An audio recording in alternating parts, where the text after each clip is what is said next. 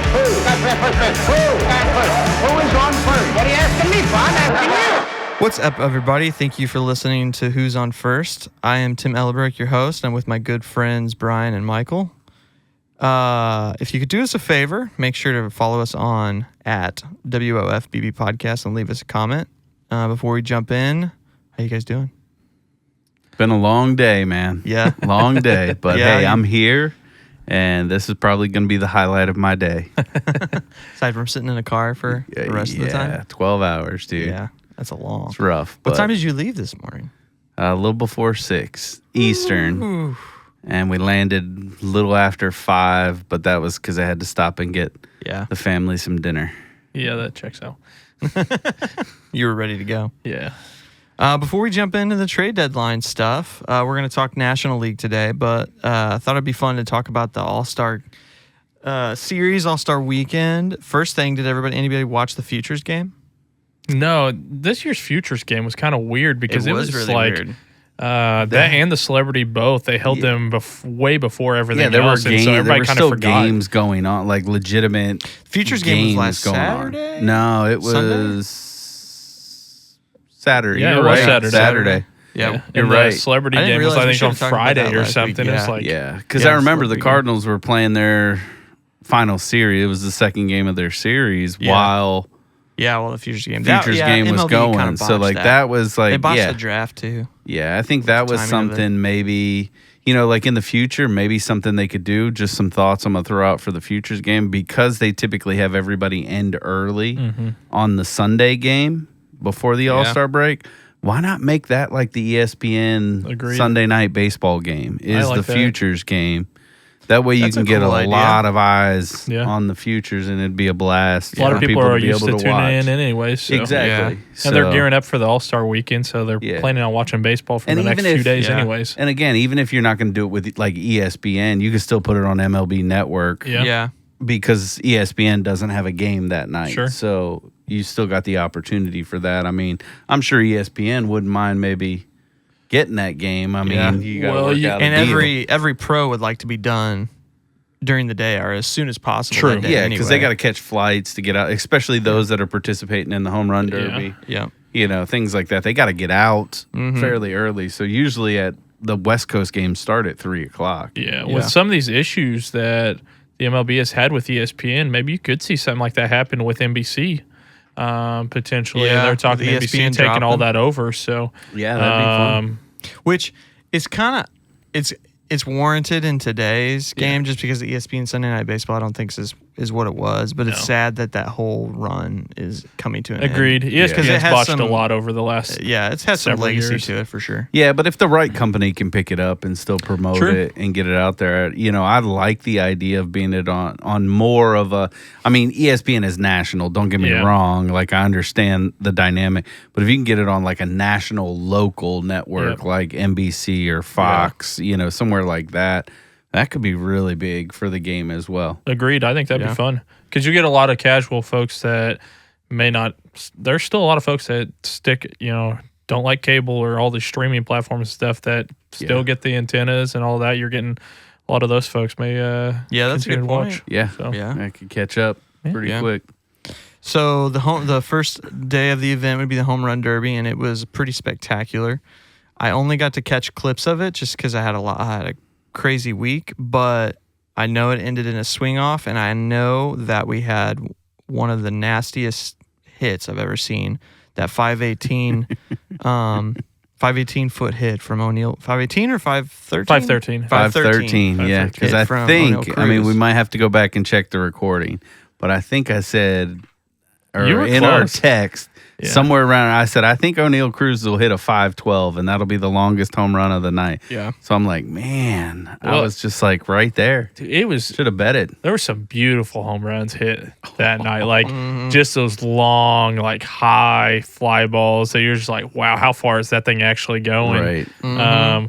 Which, a couple of those ended up paying off or being a big time story with Brent Rooker and Cal Raleigh there at the end of the first round Yep. because they hit the exact same distance within, centimeters of each other. So, which is insane. Yeah, to me, it still should have gone to a swing off there. Right. If you're within an inch, you don't have an actual tape measure out. You're not actually measuring that. So, Right. Did either of you guys have ESPN2 pulled up for it? No, I No, totally I didn't. forgot all about that. And my Yeah. one buddy said it was significantly better than the actual Yeah, broadcast. really. that's what I heard. I always Okay. watch the intro and hear them talk about it, and I'm like, oh man, I would love these details. Yeah, they were like, well, the camera works a little sloppy sometimes with the home run derby because there's like Right. chasing the ball around and stuff. Yeah. They said the StatCast one, it was just like following perfectly where that ball was going I and bet. everything. I hate that I missed that. Yeah, I was too. like, just Yeah. didn't I think forget about it it. every year Right. when they do that stuff, and I'm You know, darn had it, some I good should've done it. swings in that derby. Jazz Chisholm.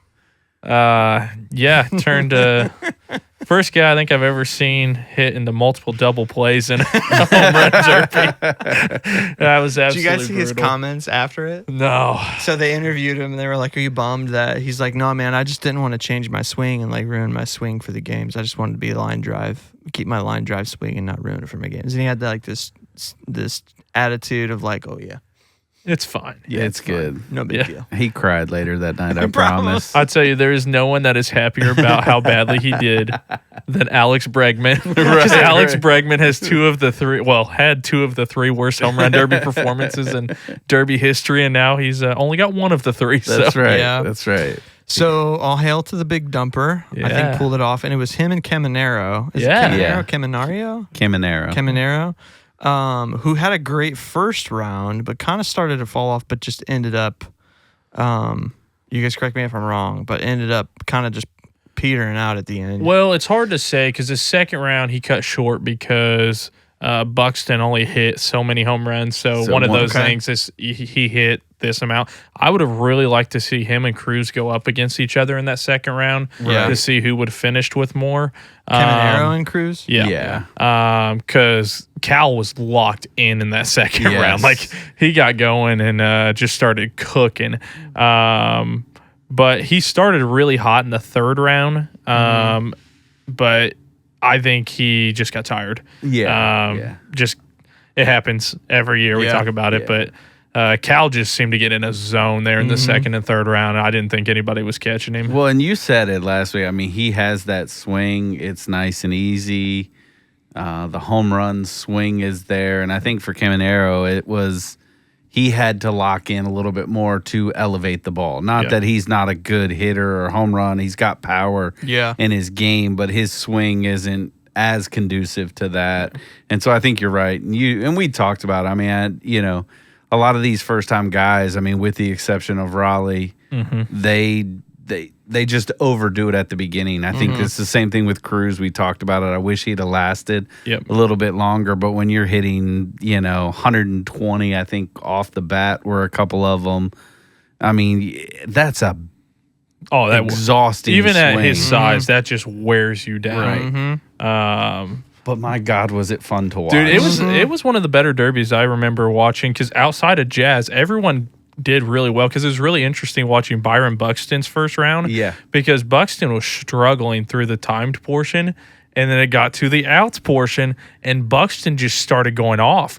Like, I want to say he hit 8 or 9 home runs in the out portion versus the timed, which pushed him into the second round, and it was like, He kind of looked like Jazz. He wasn't hitting a whole lot of balls, squaring things up that were, these deep home runs and stuff. And then all of a sudden, like I said, he gets to the out portion and he just starts hammering these balls. I was like, I feel like my opinion kind of still stands. The timed portion, you have to have a really certain type of swing and a really quick, consistent swing for that to be you really gotta successful. stay in rhythm. And what a lot of people, I don't think if you're just watching it casually, will really pick up on is you have to have a good pitcher as well that's consistently in the same spot, because when you're timed, or like they were doing, it was timed or like 40 pitches, and if you don't get extra pitches, so you're just trying to crank stuff.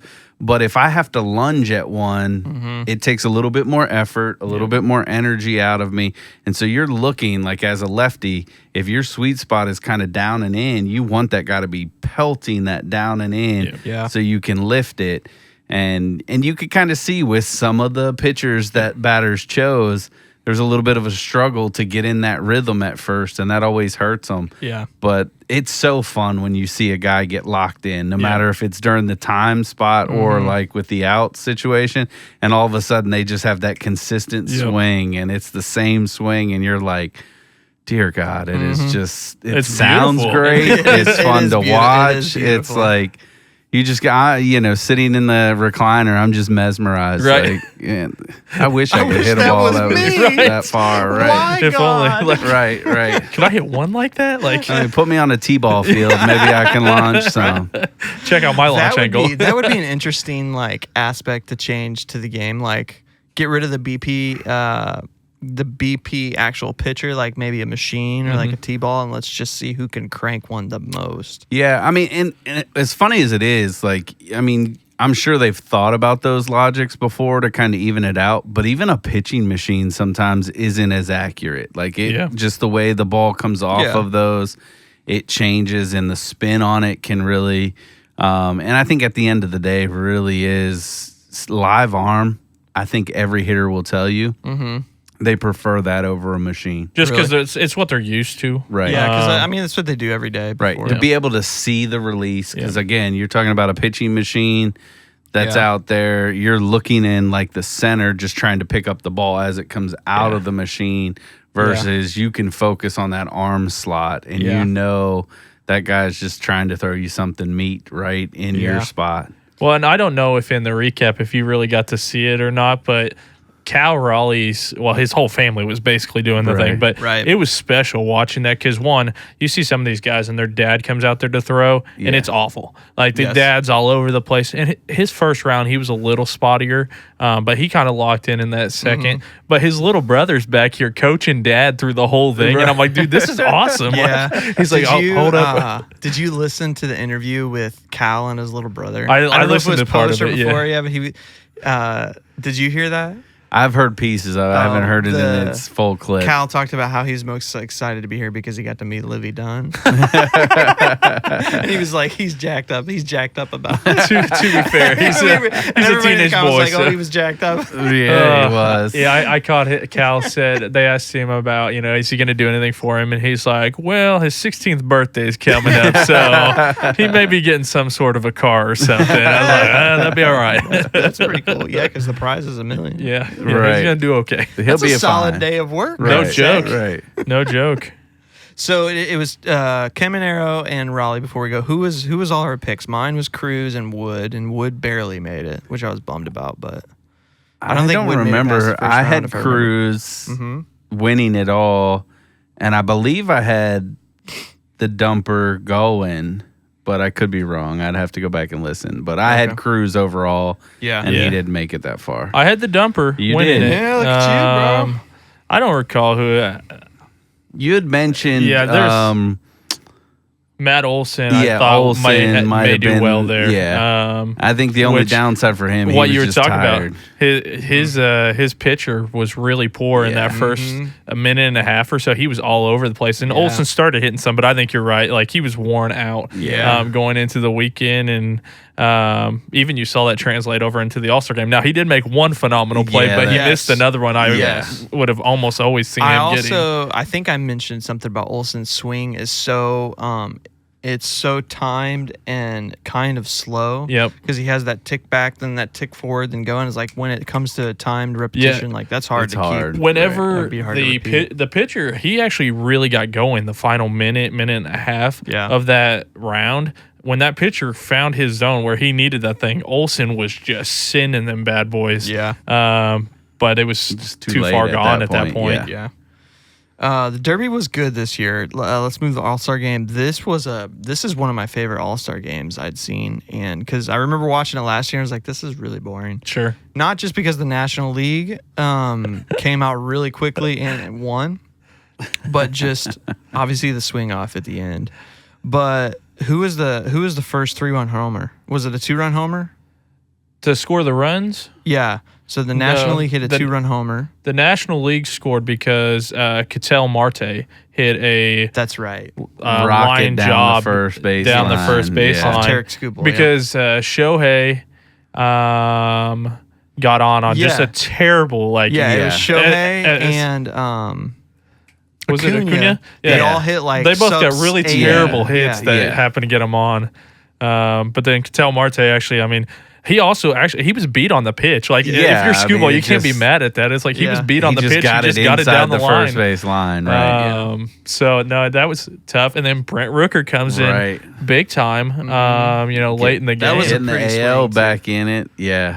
Yeah, so it so aside from the first 2 runs, all the runs were scored on home runs aside from the first 2.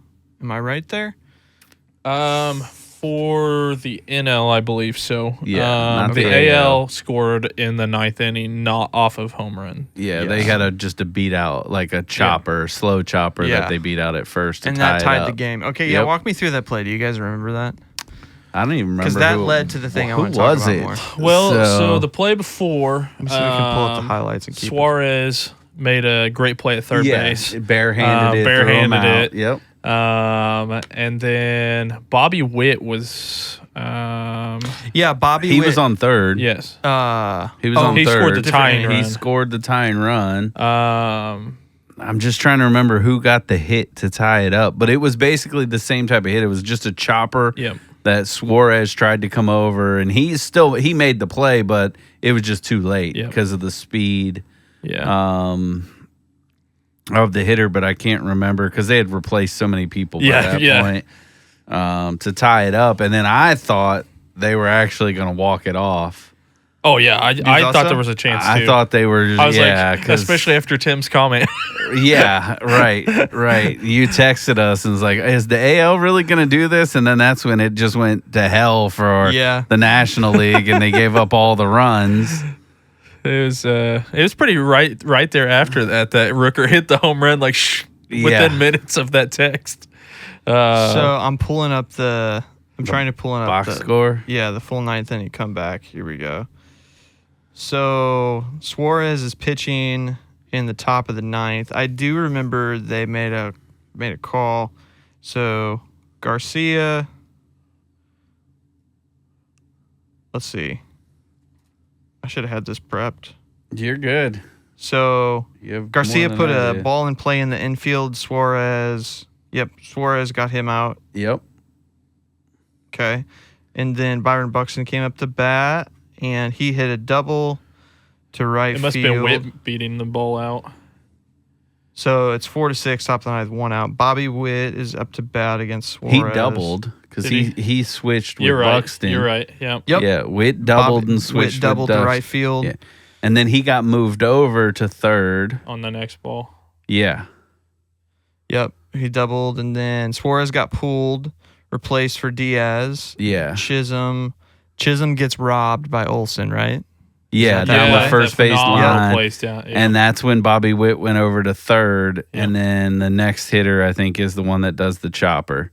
That they just couldn't beat it out. Yep. Or, Yep, couldn't you're right. get him out. So it ties it up in the 9th, and and it's Quan. There it is, Stephen Steve Kwan. Kwan. Yep, that makes sense. Yeah, that's Makes why sense. he beats it out. yeah. Yeah, Stephen Yep. Kwan. So Stephen Yeah, Kwan he was cooking infield down that hit, line. hits him out. So that kicks off. Can you guys explain the rules or what was decided? So I missed the broadcast. I didn't hear what they said. For the hit off, Yes. the swing off. So essentially each league gets 3 hitters, get 3 swings. And they have to choose that before, Yeah, The they game choose starts. the evidently so, yeah. Yeah. Evidently because there was so. some controversy. yeah. Yeah, because And I then, don't understand apparently. what Boone was thinking on some of them, but that's okay. Yeah, it was interesting. Well, it's so funny because evidently Dave Roberts didn't communicate to Kyle Stowers that he was in his group of 3. And so Stowers finds out basically when everybody else found out that he Oh, was man, going to that be would've been a swinging, great and he one, was too. leading off for the NL too. And it was like, this kid's like, you could tell he was He nervous. was nervous, right? Versus Brent Rooker, man, he looked locked in. Yeah, he came ready for it. He was ready to go. No, it's super cool. I remember when they announced about this rule that I was like, oh, I actually really love this because I hate Indian tie. I think Indian tie in sports is just silly. Yeah. And so I was really excited when they announced this, especially for an all-star game. Like Yeah, I mean, I love the notion of it because you're going to burn you want to get your pitchers in the regular game because you're not guaranteed extra innings. Right. So it's like, I love the idea of being able to pitch all your pitchers and then not having to worry about a tie like you were saying. And so, like, I knew they were doing it, but it was like, it didn't dawn on me until they said it. And I'm like, oh, wait, we get to see this. Like, part of me is like, this is so scripted because it's the first year 100%. they wanted to do this.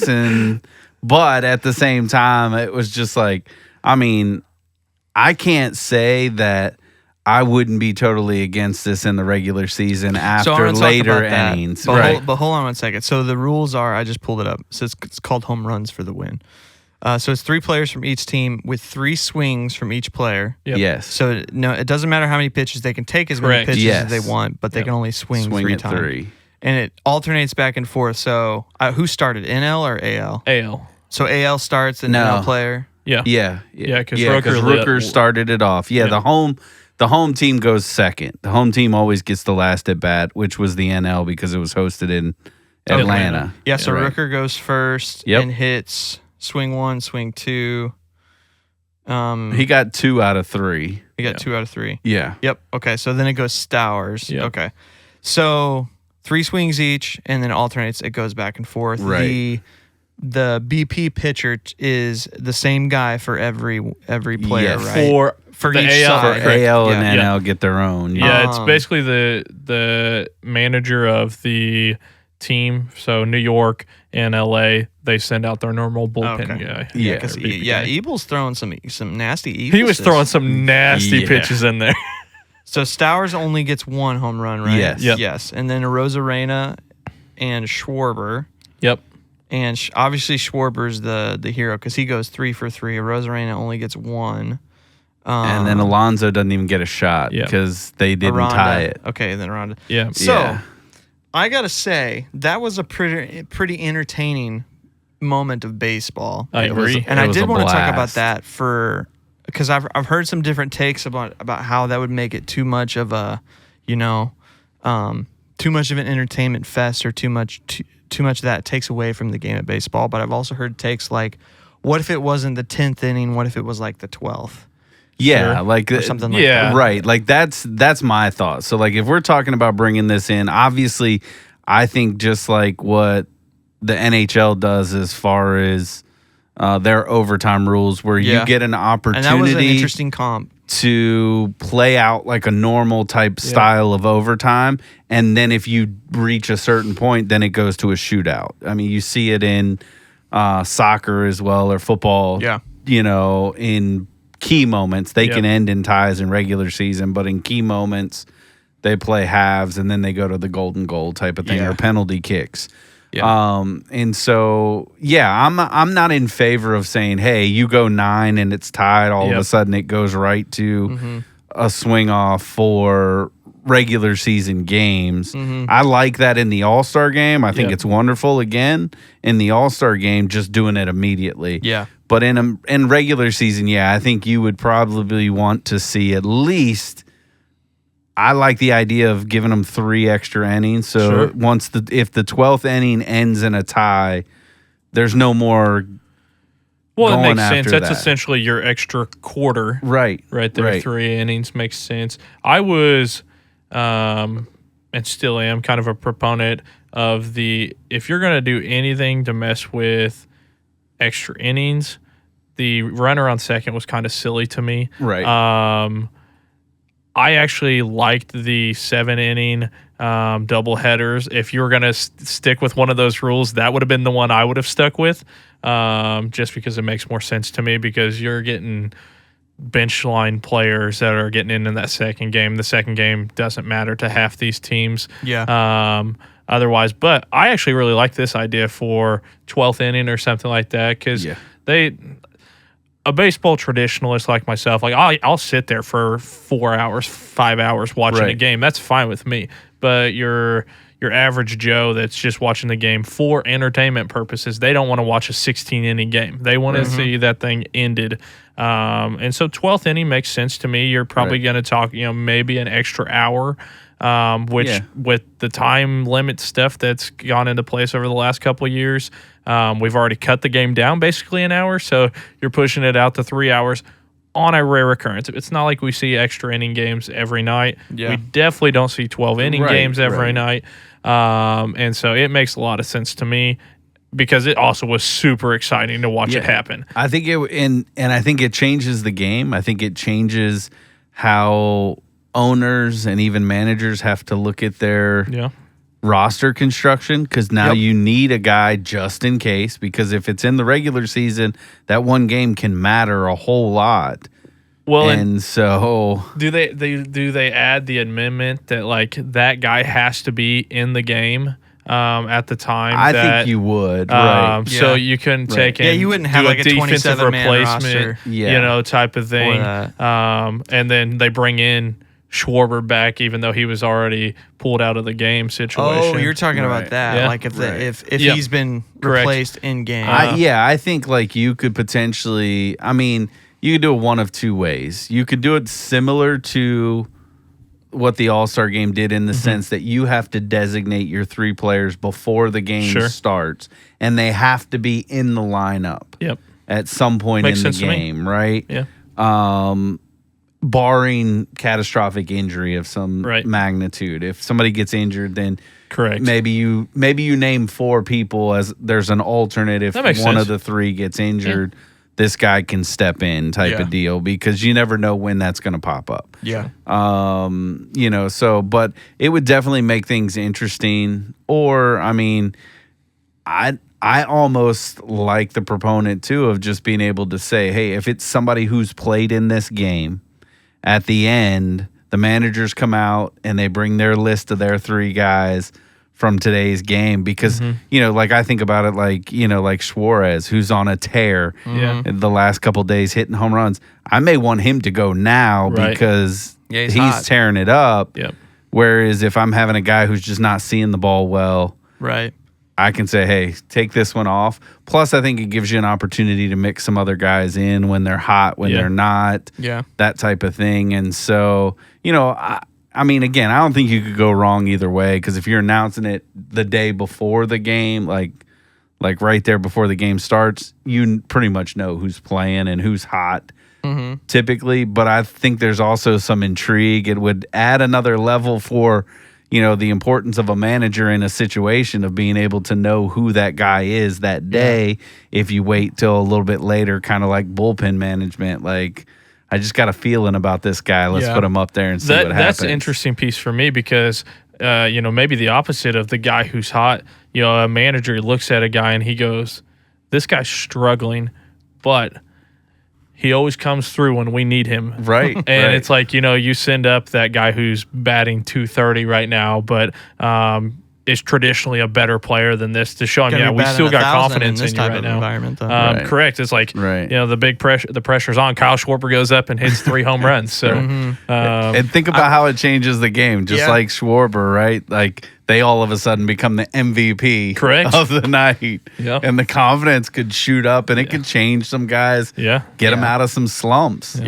I think it's interesting. Will that change the incentives for player contracts and stuff? Like, hey, if you're pulled up in these situations, we'll give you X amount extra, you know, in your contract or anything. That could be kind of small, but then like what rosters have to the point you're talking about, have anybody that can compete in that type of thing? Like, does anybody in the White Sox can compete? I mean, everybody at the major league level can hit BP home runs. Like, let's just be honest with that. Like, that's not, I don't think there's I mean, obviously there are teams that have players that are built way better, like in that environment. Like, automatically the Phillies would scream to the top of that list. You know, Yankees. Right. They're just, you know, obviously then also you're considering home ballparks, depending on if you're in pitcher-friendly ballparks or, you know, hitter-friendly. Like, a lot of that plays, you know, a role in that, because, like, you know, you think about it, you go to Houston and it's like, I might send up all righties because they got the short left porch. And then, or in San Francisco, Right. and Right. you're not going to want to send a righty up there. Right. And so it's just, it really does create some things in that. I mean, the incentive side for players, sure. I mean, you could always work things like that in. I don't know that it would take over big because just like in hockey, the penalty shots don't count as goals for your season stats. So this wouldn't be tracked. I mean, obviously there would be a stat line. People would keep track of how many home runs people are hitting in they'd those. come up at the end of the year and be like, Kyle Schwarber has won 3 games, hitting 9 home runs over that 3-game period. Exactly. But they're not going to count towards their regular season goals. So like they couldn't win a Triple Crown off of just coming in, or the home run title just coming in and doing this. Like it wouldn't count in that regard. That would almost be like a stat that was a hybrid of WAR would go up because of that. No, that'd be super cool. But to get back to the point, Boone absolutely botched his 3. Just 100%. But it was decided before. But still, And the did players also that read you that. have available to you for that. Yeah. But I also did read like Judge was gone before the game was over. Right. So if he knew that and they didn't anticipate, we're going to go into a swing off. We've had these rules for X amount of years and it's never happened. So because Ohtani was also gone, so he was unavailable. Well, to so be on the list. for me, that's a conversation you have to have with your guys. Right. Prior to Cal Raleigh was still in Jersey, like he was locked into this game.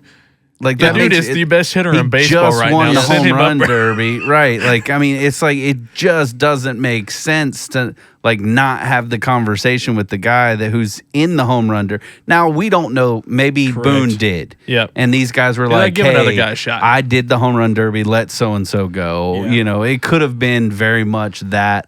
But at the same time, like, no offense to him, he's an all-star, great player.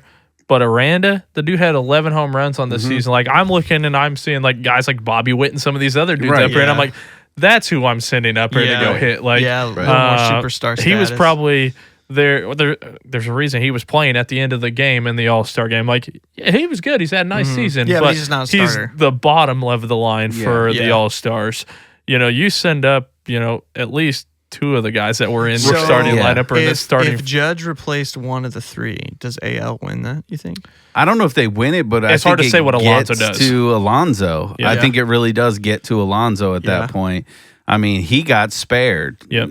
No one will ever It know may if have cost he's him going the to be MVP able of the to do it. game. Right. So, I mean, because he had the because he 3-run would have been homer. the MVP prior to the swing off. Yeah. Because he had the 3-run homer. So, It could have cemented him, or he could have ruined it for the National correct. League. I mean, it really was one of those things. And I think that's what makes that interesting.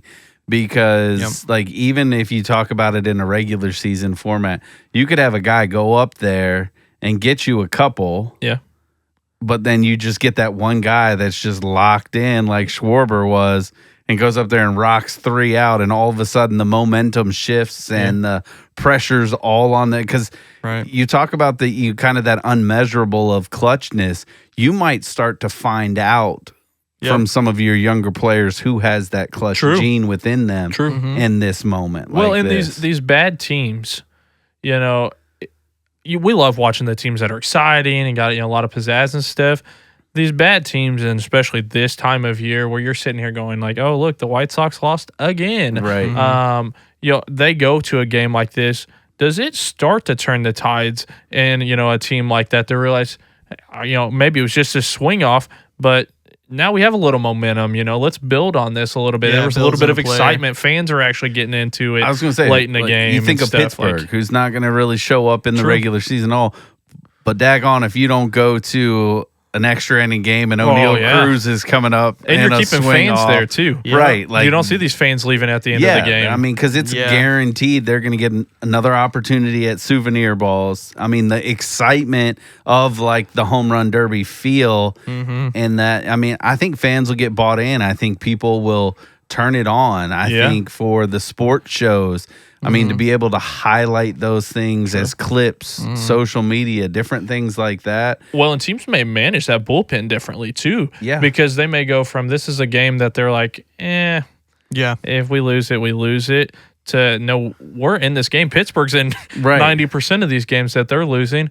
So I mean, all of a sudden they start managing games a little differently, and they're sending that closer out in a game that they were planning on sending just an extra And relief it could guy. save some bullpen arms down the season because you're not Yeah, and no team overextending wants to in do that. Like, No. I was thinking about the one game the Cardinals and the Pirates played in April. They got to like the 13th inning because no one wanted to win. Right. Right. They were just back and forth, not moving the ghost runner, and it's just like, okay, let's stop wasting the bullpen right now and let's just swing. Right. I just looked this up. There's only been 13 games. If I'm getting the right numbers, there's only been 13 games that have gone 12 plus innings so far. Right. So you're talking about 13 swing offs. Yeah. And, Pretty fun. Yeah. And so, I mean, it's a really small number if you think about the amount of games total. Yeah, I mean, that have because been you're played. talking, what, 3,000 games? Because everybody's right around the 100-game mark out of the team. I mean, so, yeah, it is. That's why I said I don't think it changes the dynamic of the overall schedule in any way, but the excitement it creates changes the game. Now, would you take that into the playoffs atmosphere? No. So you keep that out No, of that? yeah, I would say. Yeah, I would agree. Yeah, It's got to stay out of the You playoffs. just got to play the game. Like that's why, I love that they eliminate the ghost runner and all of that in the play. It's just it is baseball. You're gonna win this traditionally, or you're not gonna win it. Yep. Yeah. I like that. Yeah, I like that. All right, so if the MLB is listening, here's the new rules. You know, we're laying them out for you. That's right. You just got to pick we'll them just start up. next What do year. you mean if they're listening? They hit me up every week. We got What Crane on it. suggestions you got? We got Crane on the list. He can bring it up. You can even take it as your idea, my friend. Just go with it. Throw it out there to him. All right, let's jump into trade deadline. So we are, I believe, a week and a half exactly. So it's 21. We're 11 days away from the trade deadline. Deadline's July 31st at 4 p.m. I 4 believe p.m. Central, so 5 p.m. Yeah, Eastern. so 5 p.m. Eastern, 5 so- p.m. Easter. Easter. Yeah, give him an extra year. We're Figure going it to out. focus on the National League this week, and then next week we'll come back with like 3 Locked in. specific trades that we think are going to happen per person or something like that. Big blockbusters or littles. So let's look at the NL East right now. So as of today, I don't know if any games are still going on. This is Sunday night, the 20th. The Phillies are sitting at the top, 56 and 43, and the Mets are sitting at 56 and 44. So they are a half game back. That stuff always throws me with the schedule and how it's so different like that, with like how the half games work and everything. There was a point this year where the Cubs had played 4 extra games that some other teams hadn't played because of that Yes. whole thing over there in Japan in and stuff. It Japan. was super weird. So the Phillies just made a move. They signed, I have it pulled up. not Hoffman. I keep wanting to think of his Dave Roberts. Dave Robertson. Yes. And they signed him. He's been a free agent the whole Yep. time. He's a 33-year-old, 34. No, he's older than that. I want to say he's 40. 40. Yeah, I believe so. So this is the end. Yep. He Well, won a ring maybe. in I mean, he's been 09. pitching pretty Has he? good for the last few years. That's why people keep bringing him back. But he didn't have a contract. Yeah, he's 40. Well, crazy. that was. I think He it was is his 40, decision. yep. Oh. I think he was waiting until this time of year to make a decision on what team he was going to because he Yeah. wanted a legit shot at a World Series. Oh, okay. So the Phillies definitely need bullpen help. Yep. That's something. Their bullpen's been falling apart. The Mets just need, I think, pitching help in general.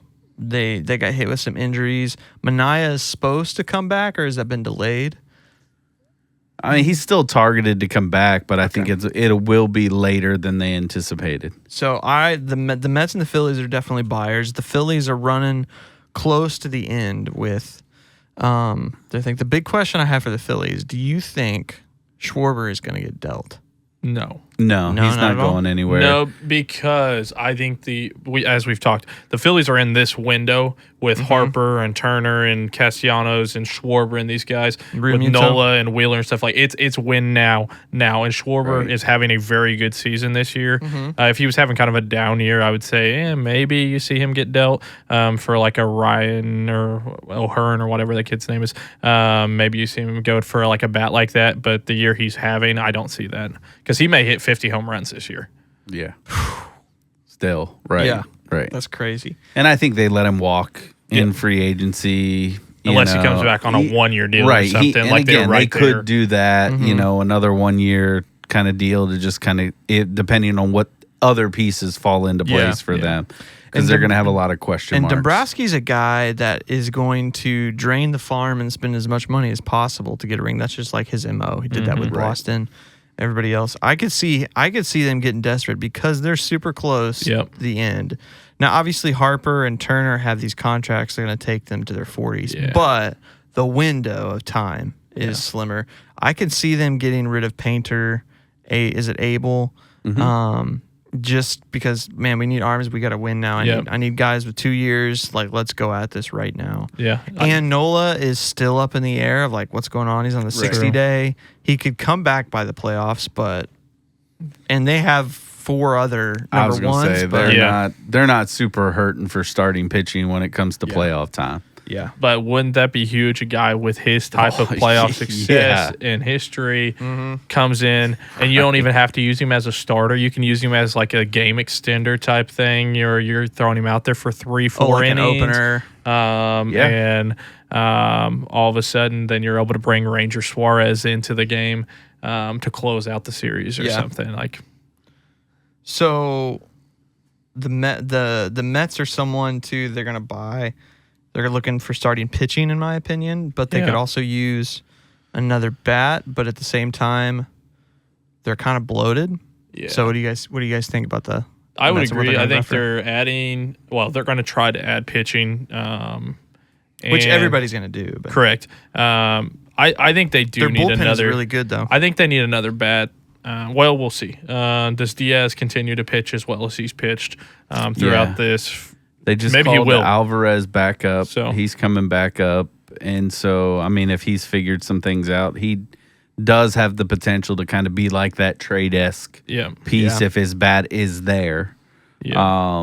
But I tend to agree. I mean, I think they're going to target starting pitching because that's their biggest hole right now. Yeah. I could see them, trying to move a piece or two and like especially solidify third base a little bit more because Vientos isn't quite having the year they would hope that he would have had in that. Beatty is up and down. Yeah. Some of it being young in that regard. So, and I think there's opportunities still to get him at bats because he can play second base if you get a legitimate third baseman. And as funny as it is, I think there's a number of teams that are actually going to eyeball the third base slot. I agree. And I think the Mets are just one of those teams. I mean, you've got, and I know we talked about it a little bit last week, you've got the Mariners in on it, the Yankees in on it. I think in the NL side, the Phillies are still considering a third baseman of some magnitude. And now I think the Mets are honing in a little bit more. And I think the surprise might be is that you could see Suarez trying to be lured away from Arizona by either one of these two teams to fill that spot, especially with his bat. Plus the Yankees need one. Right, that's what I'm saying. Like there's a plethora of teams that are eyeing that third base corner spot, The Cubs aren't going to give up on Matt Shaw, but they would at least venture in, right? Vet, they thought maybe they may get some production out of Justin Turner this year. He's been horrendous, right? So I mean, they're basically putting everything on Shaw's shoulders over there at third base. Yeah, Justin Turner's not going to go anywhere though.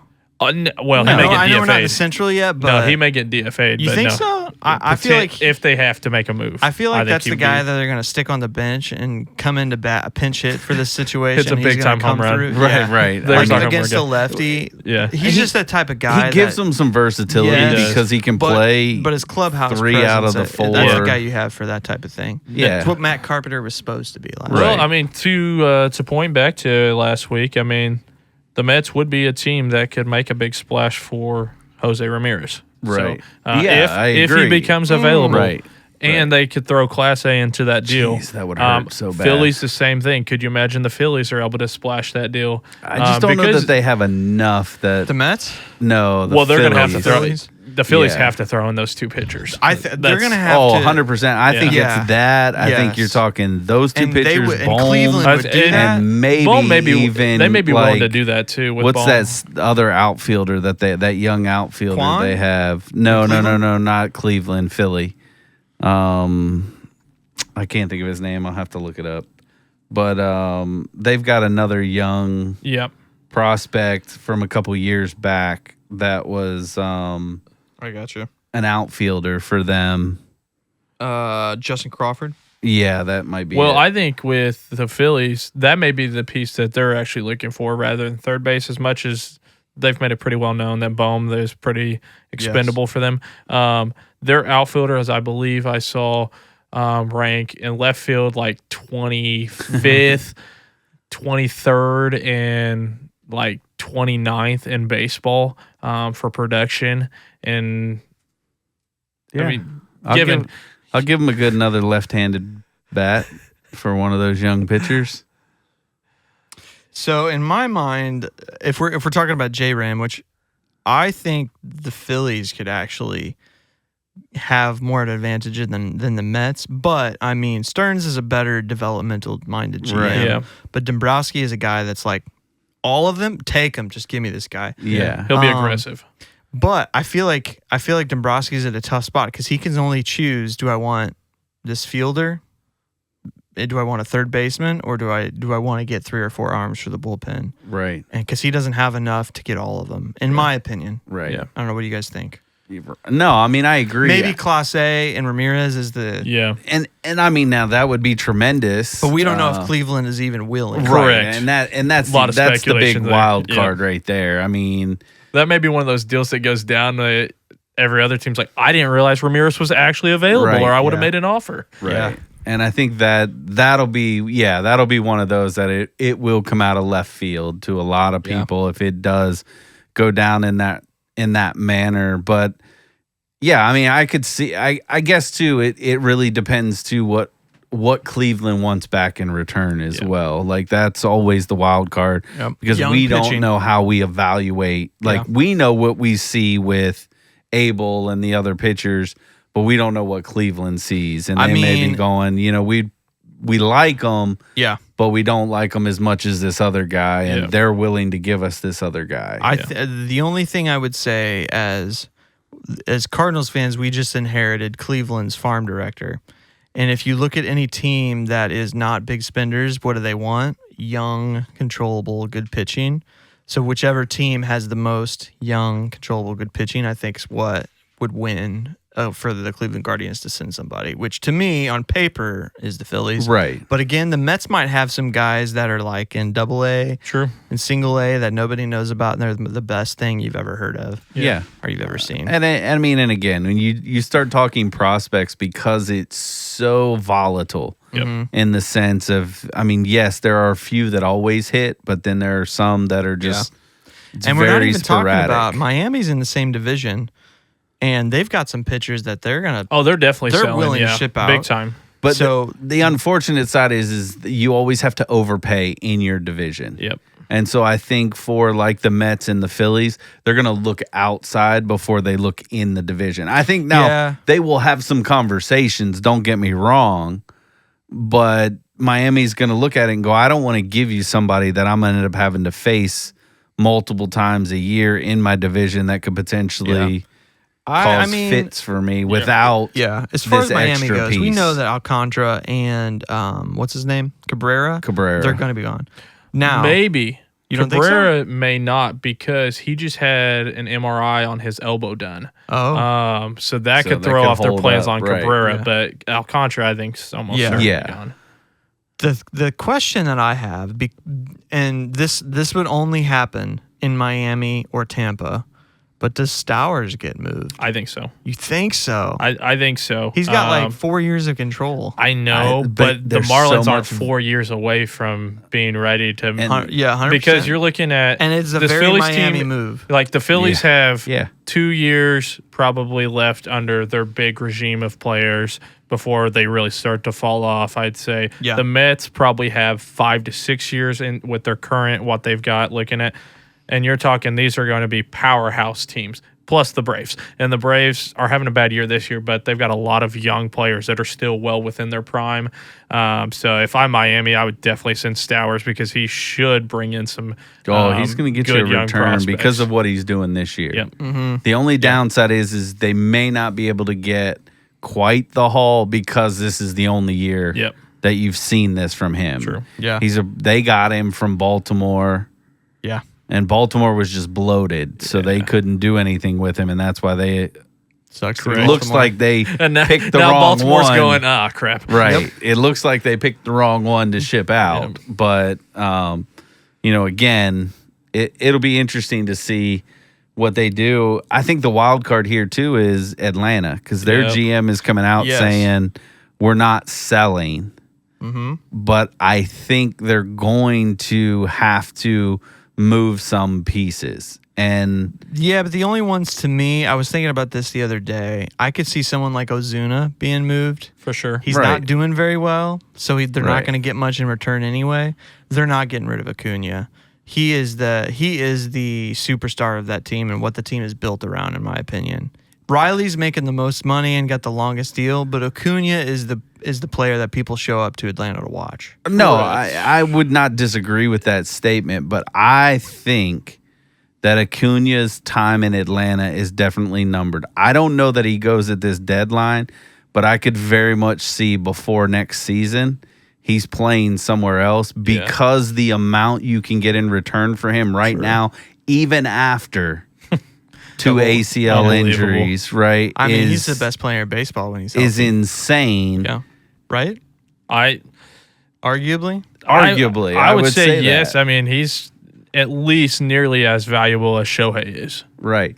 But I Complete think five-tool player. Yeah. right. But I think you look at it as can he be healthy? Yeah. Right. And for Atlanta, health has proven that it has to be a requirement to come and play long term. Well, and I would that's I would interesting. agree with you there too, because also the Braves, yes, Riley is making the most, but that's only because they made very unbelievable deals with Right, Albies right. and Acuna back Albies when they were is being criminally underpaid. unbelievably. Right, And so when it comes time for Acuna's contract, though, I don't know if they're actually willing to make that deal or if they're already having those discussions. I'm sure they've probably been having them, and who knows how those are going. Right. And some of it, Acuna's got to play into that. Yep. You know, like he might be on the backside going, look, I'll play out my contract, but I'm not going to. I'm going to test free agents. Right. I'm going to test free agent. Like I'll honor the contract I signed, but I'm out after that. And they're going, well, if that's the case, See you in LA, buddy. right, we're gonna send you somewhere because then at least we get that's something post out of CPA, it. So. Because right now, I don't see him going at the deadline unless someone just made some I don't insane either. deal. Right. And Topless doesn't seem like that kind of guy. After the year, I could see him getting moved for all these reasons. It's just his value after this year, if he continues to play as well as he's playing right now, is going to be astronomically high. And I just think at some point he's leaving anyways, so might as well get someone's whole farm system Right. while you're at it. The Braves are the weirdest team this year because Right. they have a positive run differential. Yeah. Right. I Yeah, mean, that's it's super plus weird. 1, so you could say it's even. But their expected win-loss based on that, they should be a 500 team right now. Yeah. And, it's just like, what's... They've just had some bad breaks, man. I mean, you Yeah. start the year 0-7, not a great jump. Right. Right. Obviously, extremely talented team, but they've had some injuries. Ozuna, I think, does Yeah, get I think moved he moves. potentially just because his deal's up after this year. Anyways. And there'll be somebody that wants a right-handed DH. Correct. I've, And they just I've don't also seen gamble. some rumblings about Murphy being moved. I mean, the Cardinals I've seen have been that a little rumored bit to too. be going after him as well. I've seen Murphy kind of being moved a little bit Just too. because Baldwin's there, he's young. He can catch more. Now they've always been a team that likes that tandem catcher thing. And I don't know who they would have It'd just after be Baldwin. interested to see what they can get out of Murphy Sure. because obviously he had the great run last year. A little bit of injury this year. Yeah. Not that he's still not really good. right. Except when he's playing the Cardinals. You make that deal over the offseason, Yeah, made it's- some. and it Yeah, but would he's have. more of you're going to get more for him in the deadline, though, right? If there's a team that needs It a just catcher really bad. depends. It depends who right. needs it. It depends on who's making the move and what their they're acquiring out of it. Does it help Atlanta long term? Because like I could see, because you see like now that Profar's back for them, he's made some waves. Yeah. Looks pretty good. Feels like he fits well in Atlanta. Was it a 2-year deal or a 3-year deal? It's short. Yeah, it's not long. So, they're still going to have to look at options like that. The guy that intrigues me most out of Atlanta is really Michael Harris. Mm-hmm. He's young, very controllable contract, shown flashes that he can do it with the bat. Obviously, his defense plays no matter where he's at. Yeah. And so I wonder if there are some teams that are going to come out swinging for somebody like that. And I said it last week. I think ultimately Houston probably settles for Cedric Mullins. Yeah. But if I'm Houston, I might come out swinging for someone like a Michael Harris because it really does help me out. So awful this year. I know, but a change of scenery might do the trick. Well, and how much of that is just kid? The locker room, though? I feel like things in Atlanta just are really weird in general this year.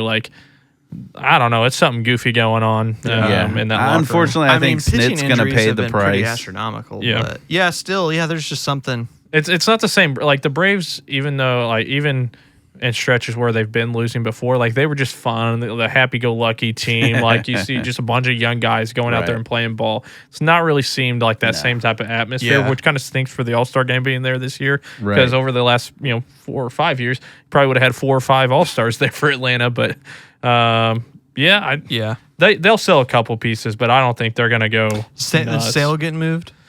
No, I don't think so. I don't think they're going to move any pitching. I say barring maybe someone like Swellenbach or Dude, they wouldn't get rid of Schwellenbach. Home like Grant. Well, they probably won't somebody now. like that. Because Swellenbach got moved to the 60-day IL. So he's out now. But like a Grant Holmes, and that's why their season's in the toilet. Yeah. Their pitching has just been decimated. Yeah. And so that's been the problem. And then obviously rounding it out, I think the Nationals are going to stand pat. You're not going to see any of their big names go anywhere, but they'll move some pieces here and there. I've seen some rumors about not CJ Stroud. Abrams. Abrams. I was talking football with somebody because I think them two look like twins. But I've heard rumors about Abrams is a potential. Again, the right person comes calling based on the draft pick that they just made. Mm-hmm. Exactly. You could see it happening. Because I think that they were talking about how that draft pick signifies that they're farther away than they thought. And maybe with the firings of everybody, they're like, oh, we got some years. So I think it is dependent upon, like you said, the call. Yeah. Because I'm going around the league, you look at these teams that are in pretty prime spots, that's the one area they don't need. Yeah. Is shortstop. So you're talking except for the Yankees. Well, but I don't and if we're being honest with the Yankees, I don't know that they're in prime spot anymore. Boston's nipping at their heels for second place. Sliding. But they're the Yankees. Yeah, they keep playing like the Yankees, and they're not Yankees of the World Series is what they look like. Right, but I think they're committed. I just think the Yankees are committed to Volpe, regardless of what it looks like. At least for a couple more. And years. that's what we were. That's what we were texting about. So that's why I said, when you look up and down, the only team, and I don't think this is a team that would make that type of splash, is the Brewers. Yeah, I would agree. And that's just not something that they genuinely do. Especially not at the deadline. Right. Maybe an off-season deal. But they'll send somebody at the deadline and get better. Yeah, but I don't think they're going to go out and acquire this guy. Yeah, correct. No. He's not going to go back. Well, I guess he could. I just don't think they're going to make the move to send him back to San Diego. That would be the only other spot that I kind of could thought see. San Diego potentially, but I agree. I don't think it's going back. Yeah, I just don't think it's going to go he's going to go back to that spot. Yeah. But they only have a few pieces that I think teams will find kind of interesting. Kyle Finnegan is on an expiring I've said contract. that for the past 2 years, and they still keep him. Correct. For no reason. One of those guys, we talk about. And then Nathaniel Lowe may have a couple teams that would be like, this guy's Gold Glover. Yeah. He's got some pop in the bat. We'll give him a shot. Yeah, some of those I think Josh style Bell guys. is another And Josh one. Bell, yes. He's Josh always Bell. like his name Every is year. always Yeah, he's on the moving trade around block. every deadline Right. for sure. Yeah. Paulie D could be someone that they get rid of and get used. And you're talking about, I mean, Paulie D's not going to get you much, but I always think about the deadline in 23 when Kansas City traded Chapman for the lefty. Kansas. What was his name from Texas? He's their ace now. He's young. Oh, I'm blanking on his name. You know what I'm talking about? Bubich No, or Reagans? Cole Reagans. Cole Reagans. Yeah. You trade a random lefty, and Cole Reagans in the Texas's system was just this low guy. Yep. Man, they couldn't figure him out. He was a low prospect, and he became their ace. And you never know what you're gonna get with just a random lottery ticket. So I could see the Nationals sending 4 or 5 of those guys, and like one shows up and whoa. Yeah, they just end up taking this young prospect pitcher that Because again, becomes something. they're further away than it seems like. Than I thought. No. Yeah, but out of the AL East, I mean, honestly, I think it's a 2-horse race. Yeah. Yes, very much so. Yeah. Let's do the NL West because we'll round it up with Sure. our central boys here. I figured that was the case. Dodgers are sitting at 58-42, 1 game behind the Cubbies. Yep. Padres are sitting at 54-45. Giants 52-48. The Diamondbacks, thanks to the Cardinals, are now sitting at 500, and the Rockies are down in the basement at 24-75. Run differential of minus 253. So bad. It's so insane, right? I mean, So the Dodgers, they've got so many pitchers, but they're all hurt. I could see them going after another starter again, just like they, going after someone like Flaherty or something. I don't know that they necessarily need it. I feel like it's July 30th or 20th right now. You never know what in August and September what their rotation is going to look like. Yeah. But I still think they're going to get some sort of pitching. Yeah, I mean, yes. I still think they're going to eye a center fielder as well. Yeah. I think they're still going to try and find that legitimate because, again, as well as Pages has played for them, I think they like him in a corner spot more than they like him in center field ultimately. Well, and realistically, do they think they're getting near 300 batting average out of that guy with 18, 20 home runs and stuff? Like, I don't know that that's sustainable. Right. And so, again, the names that'll sneak up are some of the same names. Like, do they take a stab at like Cedric Mullins? Do they take a stab? This is where I think someone like Louis Bob comes into play again because he's going to be a cheap alternative that you might be able to sneak out of Chicago for next to nothing. Yeah, you talk about like just offering Chicago, hey, here's one of our really low pitching prospects. We haven't really had much time to develop him yet, but he's got the raw stuff. And they go, yeah, sure. Here's you've seen the pictures we've had come through, and they're like, oh yeah, you're right. And but even though he's not having a good year, like again, you look at the potential. I feel like he's relegated himself to a bench role right now. He's had 2 back-to-back really bad years.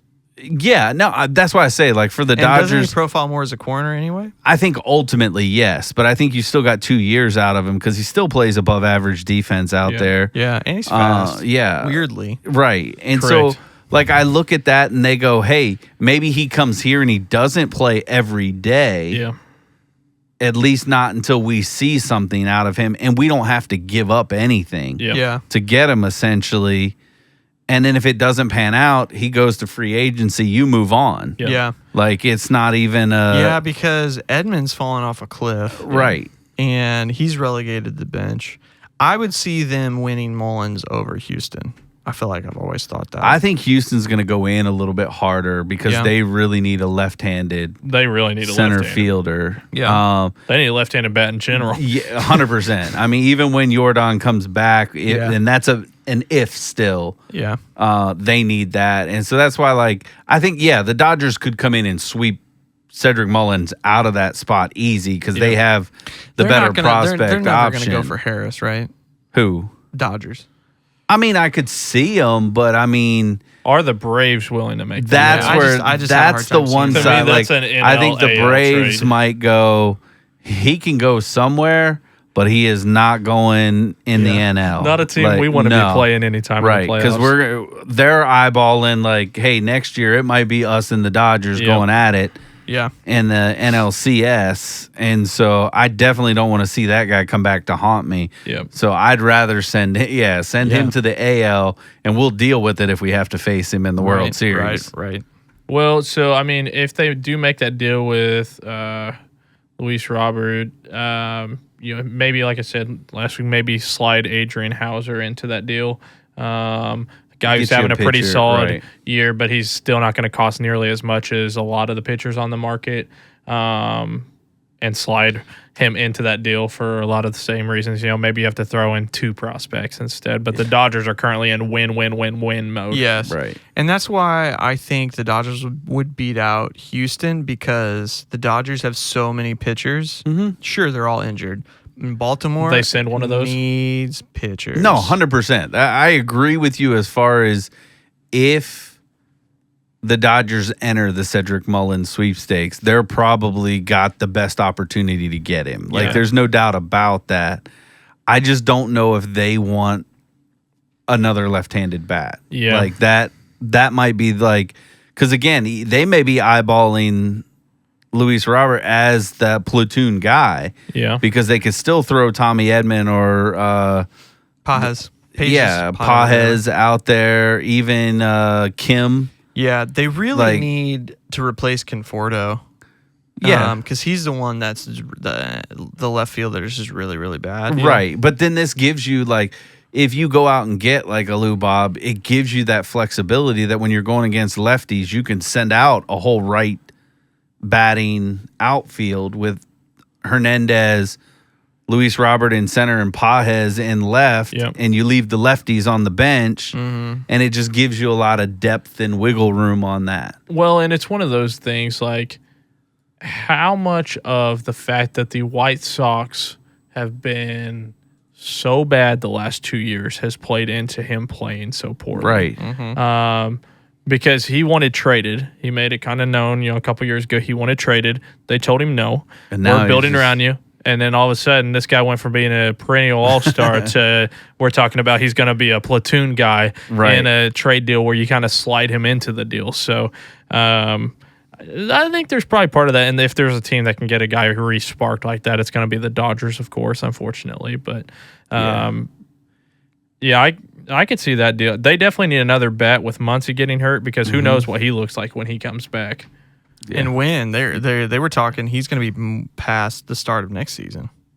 Potentially, right? yeah. So it'd be interesting. I look at the Padres as kind of that team that's going to do the buy and sell. Yep, I agree. Like, they're going to get some pieces because they're going to move on from some expiring contracts. Cease is the obvious one. King is Right. the question mark for me because he kind of seems like the guy that you'd want to have extended, but I don't know that Preller's got that power right now with the new ownership change. Right. So you're going to get more value for King than you would Cease. 100%. But if you lose both of those, your rotation is right, so you have to get somebody else young, and obviously they've got a lot of players that they're locked into. Yep. I mean, because obviously Merrill's not going anywhere, Tatis isn't going anywhere, Machado isn't going anywhere. I mean, you've got a lot of players. Xander most likely is not right. going He's not anywhere. going anywhere. You're just nobody gonna have wanna to touch DFA that guy Correct. at this point. So they're kind of tied with what they can really do. And so that's why I think it'll be a lot of lateral movement for them. They may trade away a little bit better seeming pitcher to get one with a little bit more control, but not as polished as what can you're see that. seeing. You see, I can still see him trying to add a bat. I don't know what that bat may look like, just to kind of round out the rest of that.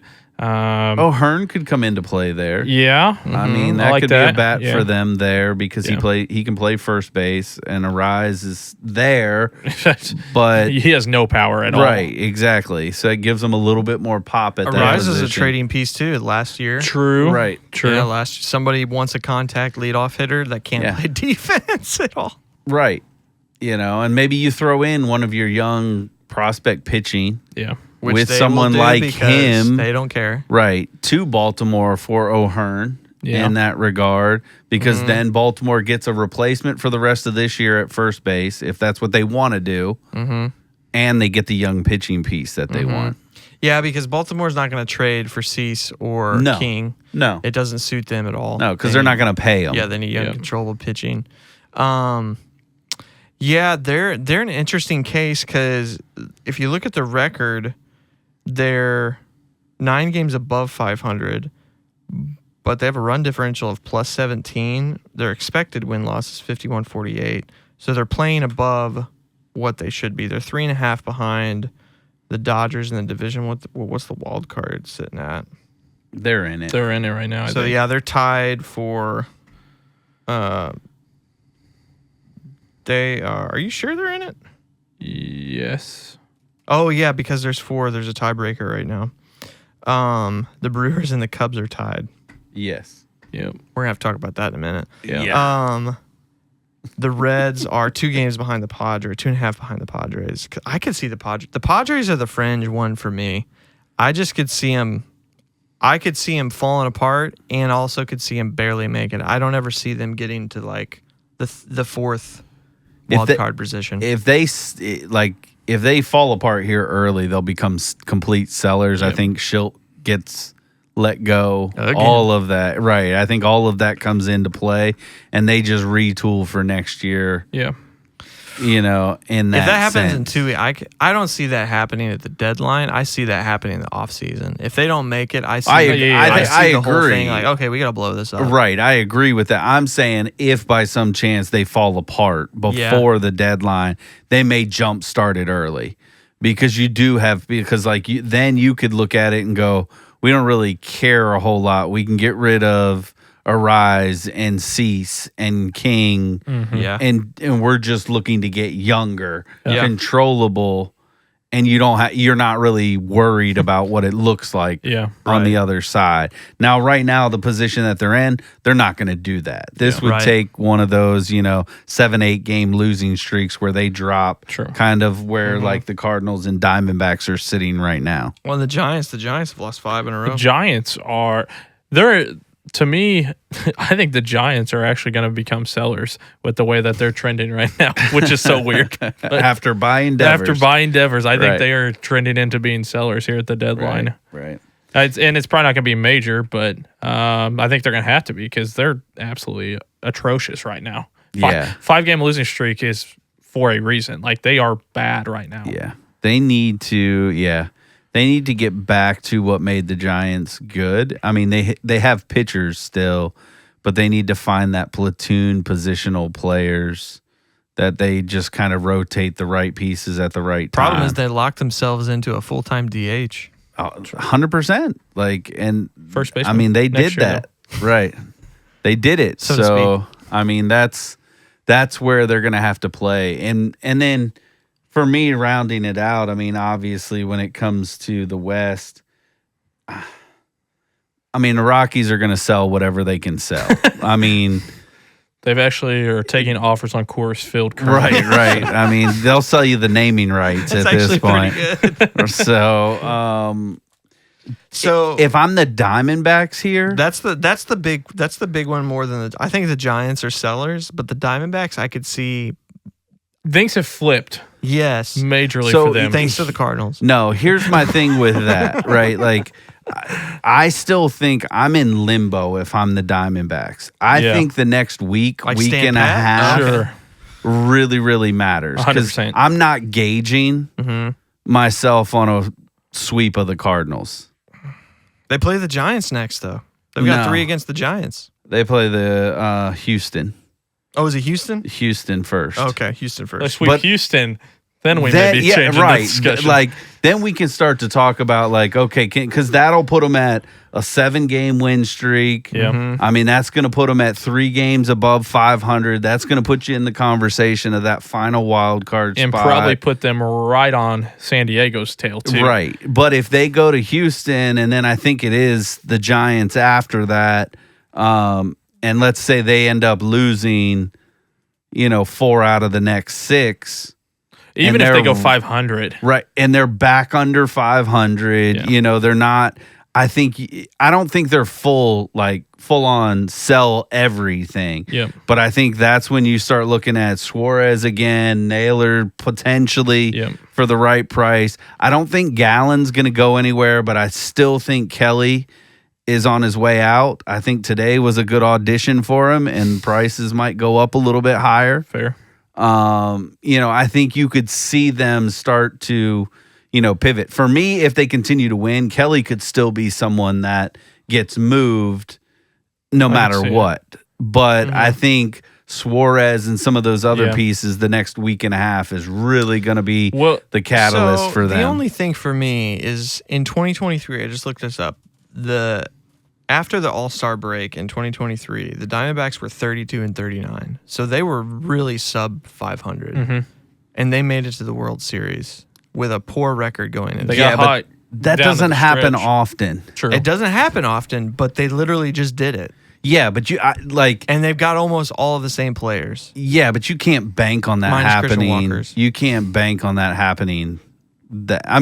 You're taking a big risk. Sure. Because if it doesn't pan out, you've shot yourself in the foot for the next 3 years 100%. versus Last this year, they had the best run, the most runs scored of all of baseball to not make the playoffs. And finish fourth in the division. Yeah, finished fourth in division. I don't know, man.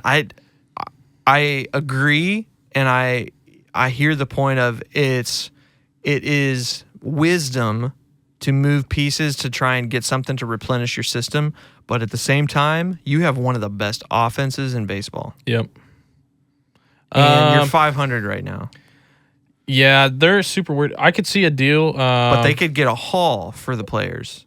Maybe make an interesting case for Philadelphia to make a move on Suarez and send Alec Boehm in that deal. And you could see Alec Boehm potentially having a season like he did last year down the second half of the year for Arizona. Arizona's going to need more than Boehm, though. 100%. They get 100%. one of the young pitchers with it. But that's a haul. that would be a move I could see Philadelphia making. Yeah. I think you look at an Abel and Boehm for Suarez right now. Yeah. I think the Diamondbacks take it and Phillies feel like they're happy with it because it really puts them in a spot for this year. And you could still see Arizona still trending upwards. Now, obviously, Suarez is providing a ton of offense right now. But they have other pieces on that team that can hit and can provide the offense and stuff. Like I said, Boehm is a guy. We've seen stretches throughout his career here where he's been very good in a place like Arizona with a lot of other young pieces around versus Philadelphia is super veteran heavy. Right. He's going to go to a place that has a lot of young bucks like himself that are. Is this Suarez's contract year? I believe he is a free agent after this year. And that's why I think it is. I mean, I know you want to win. I understand that logic. Yeah. But you cannot pass on the opportunity of the haul that you're going to get for him because the year he's having with no return. Oh, I agree with you. No return. I mean, because you could still get a legitimate third baseman and younger pitching for that from multiple teams that are going to be interested. He had a club option this year, and he's a free agent next year. Right. He's 33 this year, 34 next and he's going to walk. He is not going to be in Arizona next year. Well, and I think regardless. they ultimately, barring a lot of things changing, that was the plan all along, is for him to walk after this point, because I'm sure they've probably got some youngsters ready to be there, or they're going to go make a move for someone younger at third base. Right. Because of where their prime's kind of at. They were kind of hoping with the pitching moves they made that maybe they get lucky with some of these young guys, Carroll and stuff, plus Suarez maybe has a year like this. But they're pitching, losing Montgomery and losing Corbin Burns both for the year. Yeah. They didn't even want Montgomery to pitch, though. They didn't. But it still hurts. But if you get that starter back from a couple years ago as your 5 or 4, you're in a lot better spot than you are right now. Gallen and Kelly, though, they struggled early, but they're getting going. Yeah. That's why I don't think Fogg's Gallen pretty goes decent. anywhere. I think they can still work with him because they still have. So if you're going to trade Suarez, why are you not trading Gallen? Who? Suarez? Well, Because I still think with Kelly. Suarez, you can get a third baseman and younger pitching. Yeah. Yeah. For Gallen, you're not getting that. You're But just pitching is it's- more of a commodity at the deadline. right, but you're not getting. It's a lateral move, and maybe even a step under because you're getting younger, but not the track record. With Suarez, I can get rid of him. Like, let's just again go back to the Phillies situation. I get Bohm, who basically defensively they probably match up as the same defensive profile. That's fair. Okay. His power's not quite to the level of what Suarez is showing this year, but average wise, he's better. Yes. He does have some power in his bat. So, like, to me, it's not lateral movement there, but you're getting younger. You're getting someone you have a little bit more time with in that. And let's say Abel comes over in that. This is a guy I can slot in at 4 or 5 in my rotation right now and let him develop, and he may become something if we go on this run that does help us out. And it affords me the opportunity to look at a Kelly and go, okay, now maybe I can move him for some added bullpen help. I think I'm choosing, if I'm not going to move anybody, or if I'm going to move one of the two, I think I'm moving Gallen before Kelly. Kelly's going to give you a better chance in the playoffs to win if you make it versus Gallen. But I he's would done assume after this that- year, So too. is It's Gallen. the same thing. I Yeah, know, both of them are. but Gallen's younger. Yeah. So Gallen I can re-sign Gallen, and Gallen has more of a future than Kelly does. I mean, I long see your term. point. So I think about the deal the Cardinals made in 23 with Texas for Montgomery. Right. They sent Montgomery and Stratton, and they got Roby and Sagasi. So they got a number 2 and number 3 starter as a kid that's 2 years away at the time because he'll probably pitch next year. You can get something. The Diamondbacks can get something like that for Gallen and for Kelly. The problem is they've had so many pitchers get hurt. There's no way they move both of them, unfortunately. I just don't think there's any way 'cause they move both of those guys. Fott looked good in his first He's start in fine. the second Yeah, half. fine Like right now, yeah. right, he looks like so he might slot in as your 2 behind Gallen at this point. Again, you get someone like Abel. I'm not saying he goes into 3, but he is in the 4 or 5 slot. Maybe Rodriguez, I think it is, or comes back for them. Yeah. Erod. Yeah. And let's just say he's serviceable. He's not Yeah. going to be like lights out, but he's serviceable. So you've got your 4 out of your top 5 right there that you can work with Gallen still there. I'm not completely sold that they move Kelly. I just think I'm with you, Michael. I think it's more likely they move him over Gallen just because of the age. They'll take an opportunity to potentially try and re-sign Gallen. It's not a guarantee. Kelly's not getting re-signed regardless. This is it for him in Arizona. Unless he takes like a $2 million a year deal. Right. This is it for him in Arizona. Yeah. So get something out of it. Again, it goes back to that premise for me because that's it's fair. not a big hit on your pitching staff. Yeah. Now let's play the advocate here. Let's say the D-backs went 5 of 6 between Houston and San Francisco here.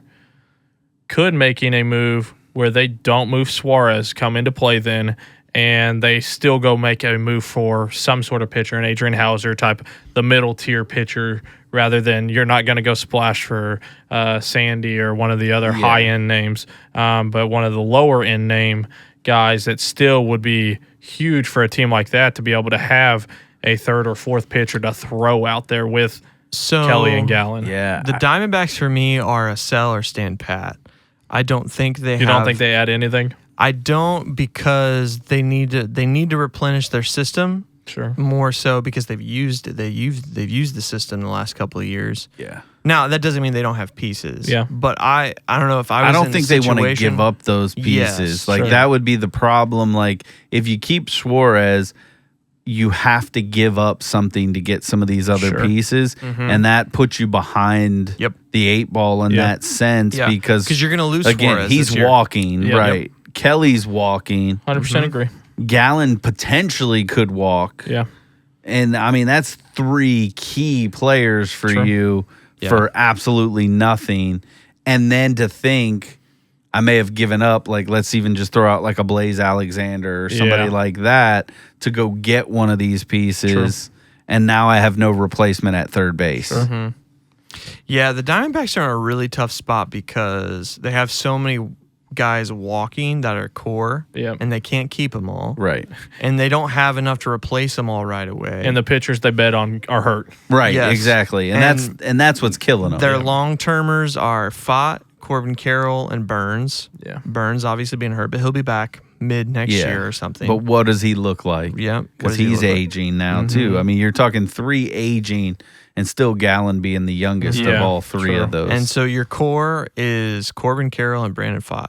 So I would say another guy they could throw in and that, Montero would be catcher. Gabby Moreno. Moreno, not Montero. Moreno. Yeah. If you can get him back to the guy he was 2 years ago, heading into the playoffs and stuff. Last year and this year has been a little weird with because he seemed like he had figured some stuff out. Yeah. And then all of a sudden he can't hit again. So it's, and nobody likes throwing to him. Yeah. Correct, for whatever reason.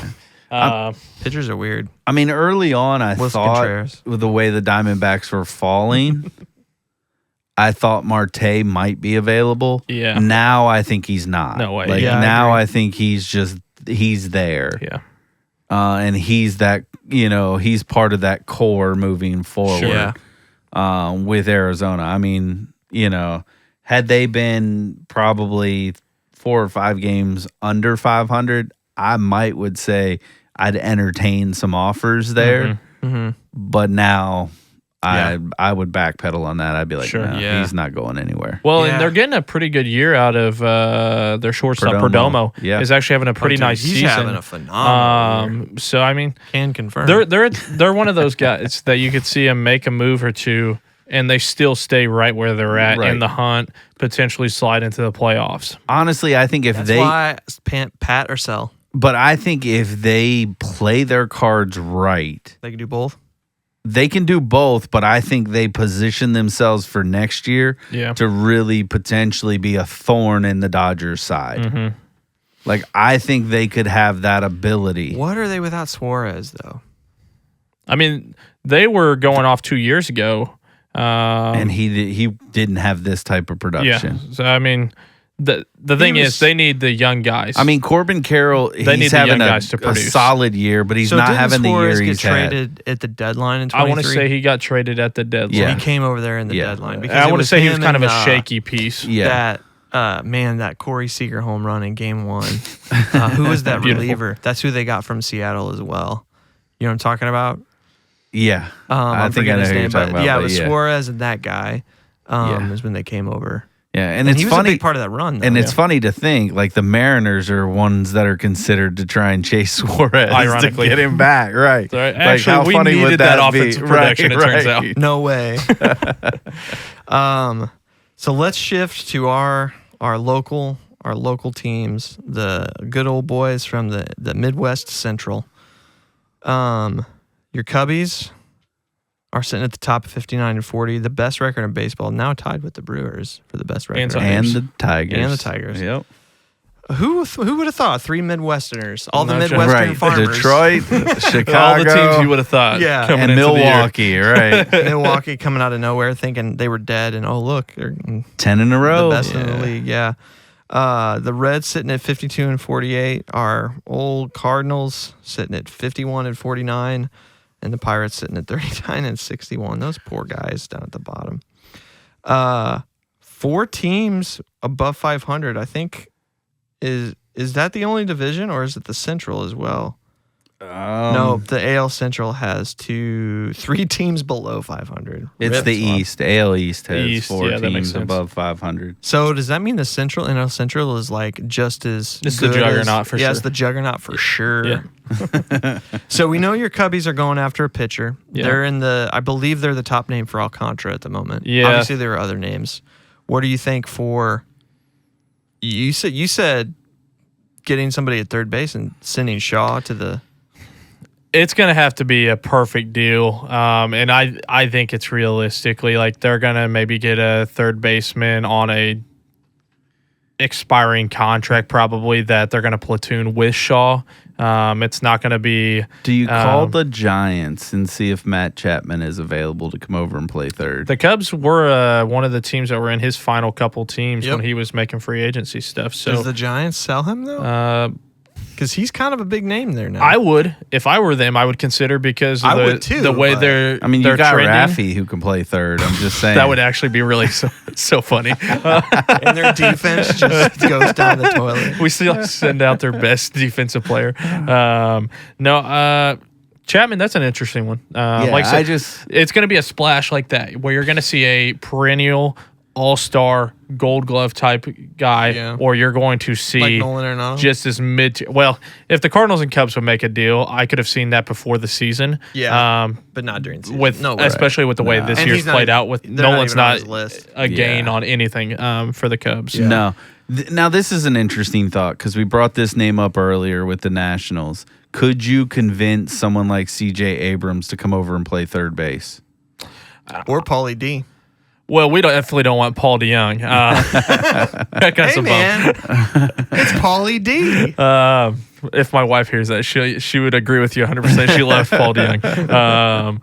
But no, that's an interesting piece. I mean, obviously he's not taking shortstop over from Dansby. Right. That's why I say he would have to that's be. That's an interesting piece. He would have to be it would be one of those as part of the conversations. Hey, you got to be willing to be an everyday third baseman for us. Right. Well, the Cubs are in a good spot. I wish there were some other arms out there outside of Sandy, because given he's probably the big splash, I would say, but at the same time, we're talking a guy that has like a 6 ERA. You got King and Cease. They're not getting Cease, I don't think. You don't think so? He was part of the Cubs way back he sent in the him day. to Chicago White Sox. And they really like Matt Shaw. And we've talked about it before. He's just been one of the unluckiest hitters in baseball. He is putting balls in play. Yeah. It's just going to people. And I will take a guy putting the ball in play over a high strikeout guy any day, even if the other guy has more power. Enter Alec Burleson. Cardinal fans are very aware. Yeah. I just thought of this. Another potential opportunity would be the Angels' Johan Moncada. See, I thought about that. To me is the piece that you're going, Is maybe. it really an upgrade? Correct. Correct. Maybe a platoon guy with Shaw. Right, because he's a play the switch hotter hitter. bat. He does have some pop at times. Yep.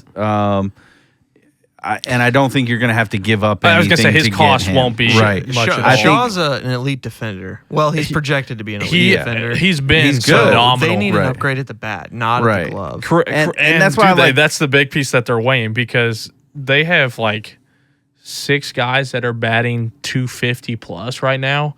When you're getting that type of production out of almost everybody, do you really need that? Especially considering our 2 backup catchers have been holding it down all year even, so it's you can kind of deal with the fact that Shaw's been batting slightly above 200 for quite a while because he's been playing phenomenal defense and everyone else is hitting lights out. Yeah. I mean, he kind of screams projection-wise could turn into Churio from last year, Yep.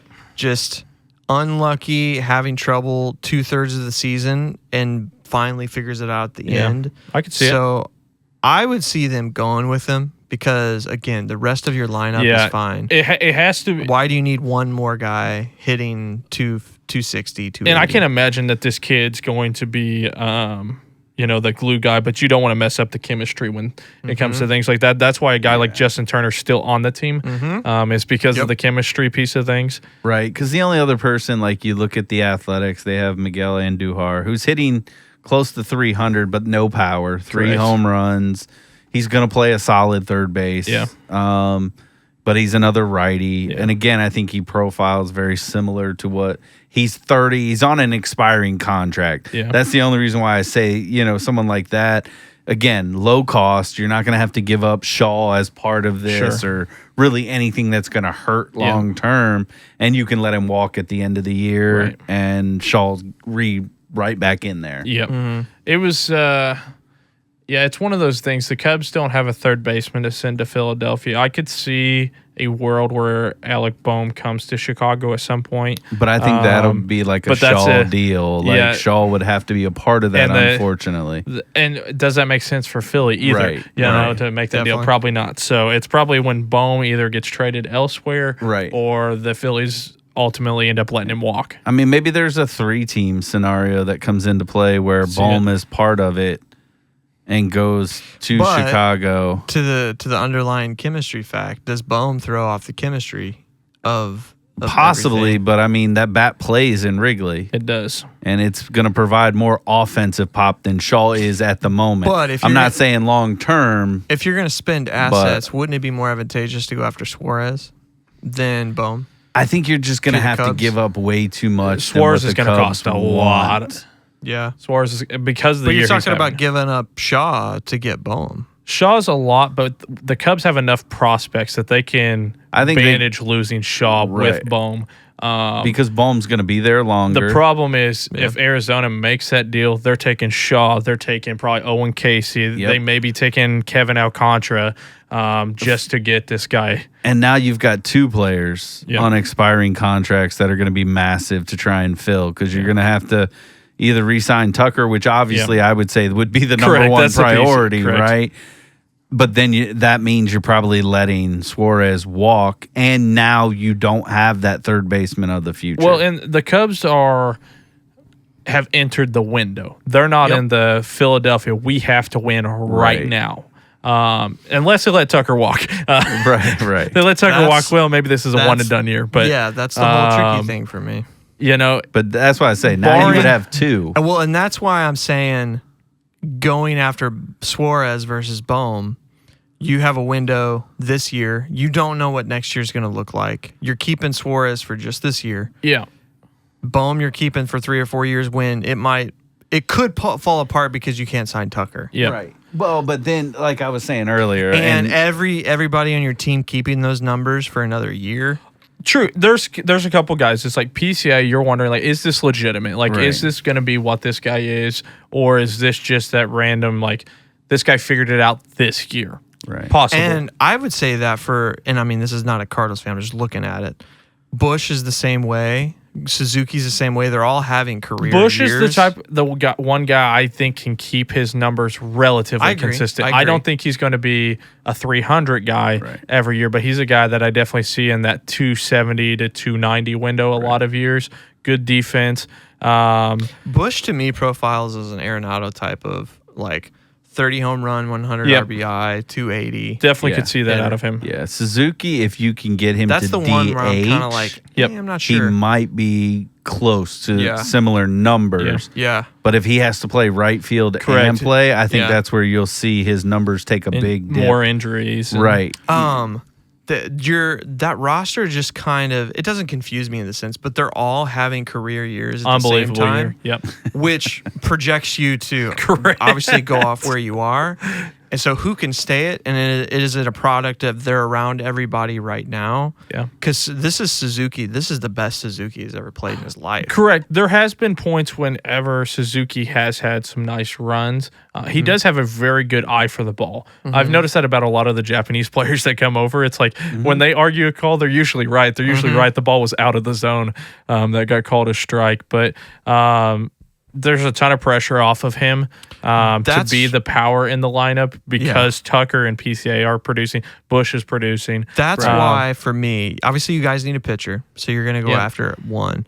But if you're really like, okay, this is it. Yep. I would rather spend more assets on Suarez than Boehm or someone for like a 3 or 4 years.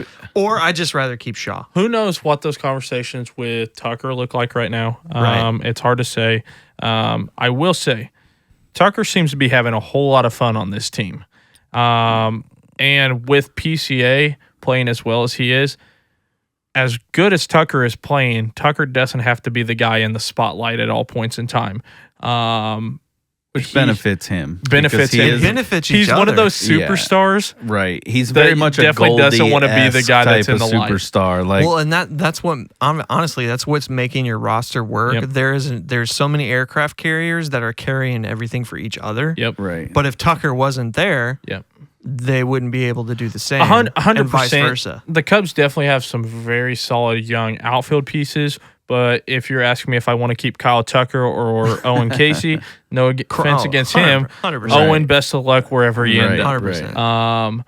But, like I said, fortunately, they do have some other young pieces, but you're probably going to see if Tucker leaves, the Cubs fall back a little bit next year, and then the years prior, they start to ascend back up. I think, would be my guess. I think ultimately what it comes down to for the Cubs is how much is it going to cost them to get the starting pitching. Correct. And if it costs a lot, they're not going to do anything at third base with Shaw. And that's why I said I would rather keep Shaw and get a good starter than get Boehm and a good starter. I will say, when Chris Sale was really pitching well before he got hurt and Atlanta was trending super down, I thought the Cubs may make a splash on him. That'd be great. Because power lefty, he legitimately becomes your ace of your staff, even though as good as Shota's been. Great for you guys, and I don't know if they would sell. Eovaldi would be killer in your rotation. A guy that's got crazy good playoff experience and he's good in it. That's another guy that was Chicago was in his top couple of lists, so he may be willing to go there too. And Texas definitely is probably going to be selling. Yeah, so he's got a 2-year deal. This year, next year. What are they? What's the cost? Is what it's going to come down to? Because the Cubs are, if they believe Kyle Tucker is re-signing, which barring them falling apart and stuff, like I said, he seems to really be enjoying playing on this team. As long as the Cubs don't come in and say, "Hey, we want the hometown discount," they come out and say, "Like we'll be aggressive wherever the Yankees, Dodgers, and those teams are." That's a very NL Central. Super duper, yeah. And I think like if you're talking someone like Texas, I think you don't have to worry about Shaw going. Yep. Because they've got their third baseman in Texas. Yep. Yes. I think they're going to look for an outfielder. Yep. So I think Casey begins to. And truthfully, he's been the piece that's kind of been the odd man out because they don't want to move Kevin Alcantara. Alcantara actually projects higher than Casey, but Casey's having a phenomenal year this year. Yeah. I think that's where I could see them come calling and say, "Hey, we'll take Casey and maybe a lower level prospect and give you a Eovaldi." Is Ian Happ at all movable? No. I think he's the lifeblood. I think he's the quiet lifeblood of that team. Horner. And I didn't think that was the case for several years. He was actually the guy before they traded Rizzo and all those guys away. I thought Happ was the guy they should have moved because he was too up and down. But he's kind of become that consistent wavelength. And even over the rough years, I mean, they almost lost him 2 years ago. They basically were like, we'll just kind of ride it out with him and then worked out a deal last minute with him. But especially this year, moving him now in the offseason, I don't know, maybe. But I still think he's he's the type of piece that you move a guy like that, the team completely flips what they're doing. All of a sudden, you take a team that's averaging 6 runs a game, averaging 3. I don't see him going anywhere until like the Cubs enter back to that like rebuild state, like they did with Rizzo. Because Rizzo was the heart and soul of that team.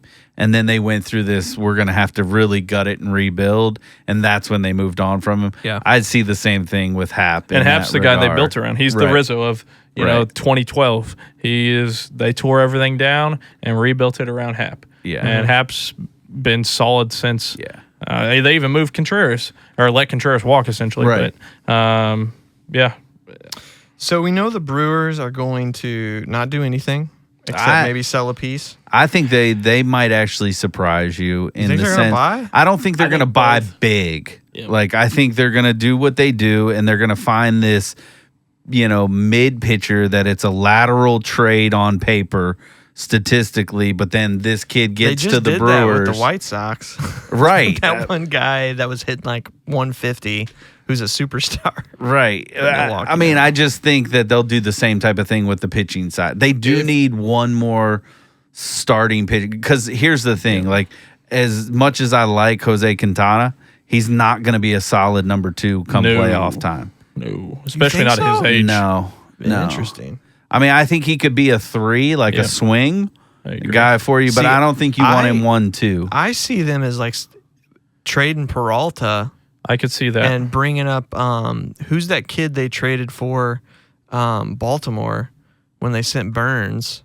I could see them bringing him up, and all of a sudden he's like, oh, shoot, they've got another good number one. I mean, out now of granted, nowhere. depending on how Miz does the rest of the season, he might slot into that number Miz. 2 as in the playoffs, and that becomes, Oh, dude, he's the ace of that staff. Well, I'm just saying, I think let's he say will they be, hold on to Freddie Peralta. Yeah. And they're there. Yeah. You give Freddie Peralta 1, Miz 2, and then you've got Quintana sitting at 3 if you want the swing guy. But I Yeah. think they could go and get another. The only thing is they did that. Merrill Kelly. Yeah, like you could potentially get somebody like that. They did that in the off season this year, and Nestor Cortez. But he's hurt. I know, but he ended up on the IL. I just don't know that they're going to spend That's more why assets. But that's why I say they could. To them, I think that's why they're looking for a lateral guy. Not necessarily. It's not. They're not going to be in the C sweepstakes. They're not going to be in the Contra sweepstakes. Yeah. They're not going after those guys. Kelly, maybe depending on what the cost asking price is, centered around him. But I mean, you start looking at Tampa Bay, you might be able to pull a pitcher from Tampa Bay. You might be able to go over. Like, I could see them doing this, is going over and going. I know it's a high price as far as money. Yeah. So this is what scares me a little bit. I don't think they'll do this. But going to the Athletics and going, hey, let me have Severino. I had the same thought. Yeah. Let me have Severino. We'll plug him in. That would be a great move for them, actually. Right. And it's It a actually be win-win. a decent move for the Cubs to make, too. Because it's not going to cost you Yeah. anything because Oakland's ready or Yeah, and if you'll take that Sacramento. contract on, Right. they'll be super happy. right that's all they're really Yeah. caring about. And so maybe the Brewers say, hey, that's something we can do this year. Because I mean, yes, it was a big contract for the Athletics, but in the scheme of things, it's not a massive contract. Well, the Brewers have put themselves into kind of the Arizona weird spot because a month ago, the Brewers looked like they were for sure going to end up being sellers at the deadline. And I thought Freddie was for sure getting sold somewhere. Thought he actually may have garnered more at the deadline than some of these other pieces because Freddie's ceiling is probably higher than a lot of these other pitchers' names that you'll hear out there on the market. The problem is now that they are sitting right up here at the top of the league, not even just the Central, they may be looking around going, the Dodgers are pretty beat up. Mm-hmm. Giants are sliding. San Diego, who knows what they're doing. Arizona, who knows what they're doing. Again. The East is an absolute mess. Mm-hmm. And they may have been a team that I think went from, we're just hoping to get to the playoffs, maybe get some experience for these youngsters, to all of a sudden they're going, do we have a shot to be that team that comes in and steals one year? I think potentially. I also could see them going, Yeah. Maybe they tanking call hard. Atlanta and go, hey, what does it really take to get Grant Holmes? Yeah, but the thing is, it's the Brewers. They're not, to me, they've always been this way. They're not the guys, they're not the team that's going to not buy their way. They're not going to team that's going to bring people in to get them there. They're going to use all of it from within and sell to get more out of it. They're the Rays of the National I would League. totally agree most years. But the National League, the Central Division has 4 teams that are above 500. That means that they're beating up on other divisions. So that means that they're winning against a lot of these other divisions. So the Brewers may be looking at things going, hey, we legitimately have a chance. Well, I mean, you and gotta they're a think, game away from they potentially bought leading the league. Contreras. Yeah. They bought Yelich. Now they got them when they were I would say Contreras was a sell. well, but they Getting rid of the piece was a bigger deal than getting. yeah, but they went and got to them. It was a lateral move. Like they knew it was going to cost them. I don't consider that a buy, though. A buy is spending multiple things to get one thing. Right, and that's what I'm saying. I don't think they will buy. I think they'll do another lateral move. I look at someone like Grant Holmes. It's not a buy. They're going to give a low-level piece, maybe another one of their low-level pitching prospects. Yeah. They're going to get him. He's going to be inserted in the MLB rotation right away and pay dividends for them. They also need a shortstop really bad to build around because Ortiz this year is just Bad. He's pretty bad. Now, if lightning strikes, this is where like I could see like a move for C.J. Abrams could come in. I was thinking big. about that, but he's a bad defender. But they're not gonna spend the assets to go get him, and they're not gonna pay him. So that's why I say it's a lightning strike type of thing. But they got him from the Tampa Bay some sort of or not him. They got Willie Adames from Tampa Bay. Right. But that was I think them Tampa wanting Bay to was get rid more of Tampa Bay. And Tampa Bay was more willing to get rid of Adames at the time because of other players that remain nameless, not able to play. But to me, the Brewers, if they're making a big splash, they're getting a guy like O'Hearn, because they need a serious bat to add to that lineup. Yeah, I mean, you And can also first talk baseman. about how they would want to sell Hoskins. Yep. Yeah. Yeah. I think they hold him even if he's nothing more than a bench piece because of just his over the last couple of years, his popularity. True, the Brewers Milwaukee, do seem to really like him a lot. Right. Yeah. Like people just gravitate towards him. And he's that vet on the Yeah. team because they don't have a whole lot of that floating around. Yeah. So let's wrap it up. So we got the Reds and the Cardinals, the Pirates. Paul Skeen's going to go this year for sure. Said no one ever. No. The Reds to me scream, we need a superstar, and then this roster is almost complete. And to me, Stowers would be a perfect ad. If the Reds said, yeah, we're in it and we're ready to do it, Stowers is an outfielder. He's an outfielder, right? Yeah, he's a left fielder. Yeah. That would be Benson's horrible. He can play center. Stowers can play center. Mm-hmm. He probably long-term profiles as a corner guy. Yeah. But right now in his younger prime, he could play To center. me, and I mean, Francona doesn't go to the Reds to just not do anything. I don't disagree. So to me, it's like, okay, are we going to do something? Or are we not going to do something? And if they don't go get a star to add, because they have enough to really do something, or are we just going to keep not doing anything and toil? Because they've got the pitching. Right. I think next year is their year. Yeah. So I don't think they do anything big at the trade deadline. I think their move comes in the offseason. That's fair. Because I think they recognize, like, as good as they can be at times, they still have to grow. Yeah, they definitely have gaps. Still. Right. And so I think even Terry's going, let's ride this year as is, continue to develop the pitching that we have. Yep. And then I will be better suited to identify in the offseason. Now let's go get some pieces. Like I could legitimately, I hope it doesn't happen, but I could legitimately see them trying to make a run at someone like a Kyle Tucker if he goes to the free agency with Terry there. That'd be insane. It would cost them. We lose out to the Reds on right, right. That would be. But I mean, you think about again pairing him with someone like Ellie De La Cruz and some of the other young guys. Like they are a superstar bat away. But they're gonna have to. Like I think to get that, they're gonna have to wait till the offseason. So yeah, that's fair. I like the Stowers piece. I don't hate that, especially there in Cincinnati. It's really sad for the rest of us. In the very hitter friendly ballpark. Mm-hmm. Yeah. They could probably throw Austin Hayes into that deal, who's having a pretty good year, and watch Miami flip him for somebody else or a 3-team deal of some sort that has probably some young pitching coming back to the Marlins to make up for Sandy leaving, and more prepare them for the future. Because, like we said, they're nowhere close to being ready. Yeah. There's a reason why Skip was out after like 2 years. They weren't ready. But I'd say they're most likely to stay pat. But a deal like that, I agree, is interesting. Yeah. Because Cincinnati's a team that I definitely see could stay on that trend up and work their way into that playoff picture and stay there. I just think somebody's going to come calling with a higher price tag for Stowers. Most likely at the deadline in the offseason. At the Most deadline. likely.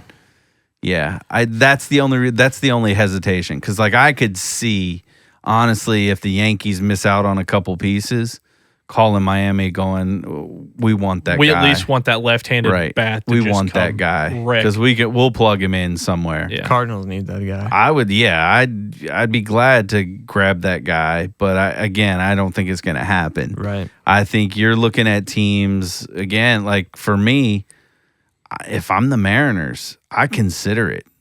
I really consider it. It's a nice thought. They definitely could good one. use the hitting. That's for dang sure. And you can And they've got the prospects. Right. You can give some pieces away. As we And discovered last week. Stowers he's not that old. No. Nope. So he's still around. And I don't think Miami's going to ask enough for him, truthfully. Right. I think it'll be like there's a a reason Yelich we saw deal again. Yelich and some of these guys Right. just kind of walk out the door and become MVP candidates. They don't Right. ask enough for their prospects. I mean, I would like The weirdest. Again, this franchise is just ever. me. If I'm Miami, I'm calling Houston, going, you need a left-handed bat that plays left field. You can move potentially Altuve play center back to field second for base. you. Dude's mashing. Move Altuve back to second base. We know you really want him back there. right. You realize this experiment's over. and you might be able to pull like a couple of their young pieces, like an Aaron Getty. You might be able to get out of that if you're Miami. Now, Then flip next year. You turn around and flip him next 100%. year. Or potentially in the offseason, even Right. still. Right. Yeah. Let's play the other side of that coin, though. If Cincinnati fades this next week and a half, they probably flip Austin Hayes. Nick Martinez is probably a name 100%. because he's on an expiring as well. And then Emilio Pagan, who is in their bullpen. I think he may be their closer. He's had a pretty decent year. Could see him being one of those low end guys. That I could see team gets. Trevino, Connor Joe, Will Benson, Gavin Lux. I don't know. There's a lot of pieces that like. I mean, Nick Martinez would be one that would go out of their pitching staff. Big time. Yes. Being at He's on a contract year. Right. I mean, and they've got younger pieces that if they fall out of it, they can just pull up and put in. Yep. Without much hurt. I mean, Green's going to come back at some point. Yeah. I mean, if they go on like a skid here, sell away some of the veterans. Don't touch the young guys, but sell away some of the pieces and just get a little bit younger. If you're going to sell any of those young pieces, it's got to be in the off season, or you're striking a deal for Stowers or somebody level. Big. Right. Yeah. Because otherwise it doesn't make any sense. Because you're playing well enough to be in the playoff picture currently. The thing is, they've only got a couple of years left of some of the core pieces. So like Gavin Lux has 2 years of control left. Mm-hmm. Fraley, Stevenson, 2 years of control. Obviously, Elliot Cruz has got a lot of control left. Right. Their pitching is what they've got for a while. Right. But they're really close to losing some core position players that. Yeah. And that's where it's like this weird line. Okay, if you add a superstar right now, and I'm not saying I agree, Brian. They're not getting Stowers deadline, but if they add that, their window is like, oh, we can extend maybe one of these guys. Have somebody else ready. Yeah, I still think if they don't. I still think they're a year away, regardless. of probably, before they really start making noise. So then the key is they need to sell those pieces off. Trevino's needs to go. Yeah, you need to get younger. Like Austin not even Hayes, worry about Martinez. not even worry about getting MLB ready. Get some prospects. Take some of these fringe guys. Taylor that you Rogers. have, throw them back up in the mix. Let them play a little bit. See what you get. Yeah, and ride it out this year because that's. I mean, going, obviously we know the Pirates are the Pirates. They're going to be sellers. Like I'm not even going to spend a lot of time there. Sell though, right? That's what I said. They're going to sell bullpen pieces. A pitcher here, maybe and there. Brian Reynolds potentially, but Right. not any of the real high level quick. teams. We'll end on the Cardinals, but Skeens doesn't get moved. No, right? he's not No getting way. moved this year. If he gets moved, it's an off-season deal. I think don't even think regardless, that. I think Pirates, man. I they're think dumb. next year, I think you could legitimately start seeing a possibility at the trade deadline that the right deal before ARB starts. Yeah, the right deal moves in. Do you guys remember how long? Who's the guy from the Pirates that's in the Yankees right now? I'm blanking on his Garrett name. Cole? Yeah. Cole. How long? When was Garrett Cole traded? He was recall. traded in 19, but I don't remember when he started. His Well, control starts. The problem is Garrett Cole also was on a Pirates team that was really good. Yeah. And then became really bad. Right.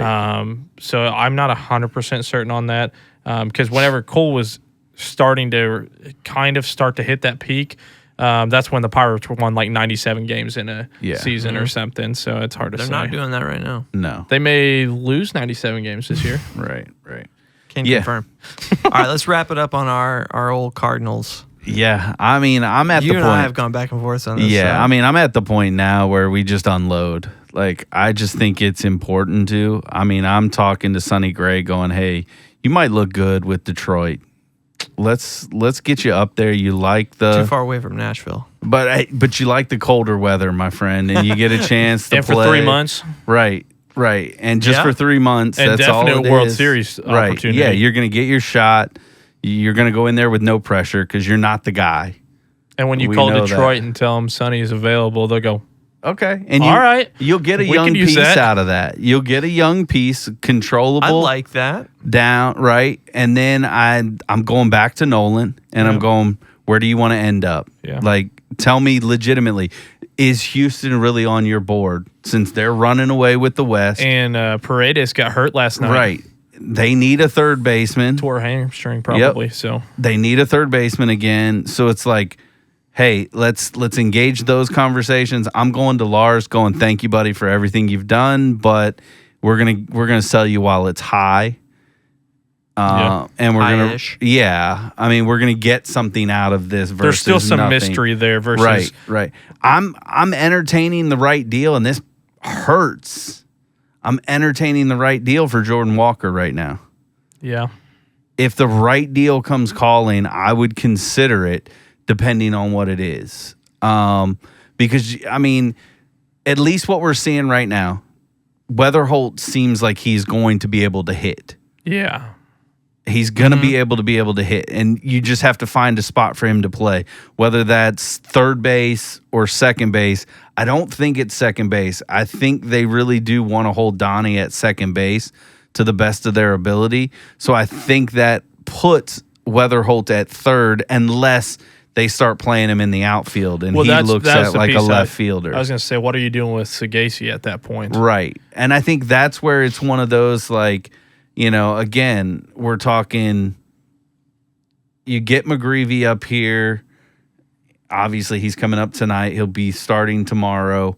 You get some of these other guys some opportunities to pitch and just ride the year out. Yep. Like, just ride it out. It's back to the runway scenario. Yep. And if you really want Jordan, then Jordan Walker is your everyday right fielder, regardless of who's on the mound, 100% barring agree. a day off.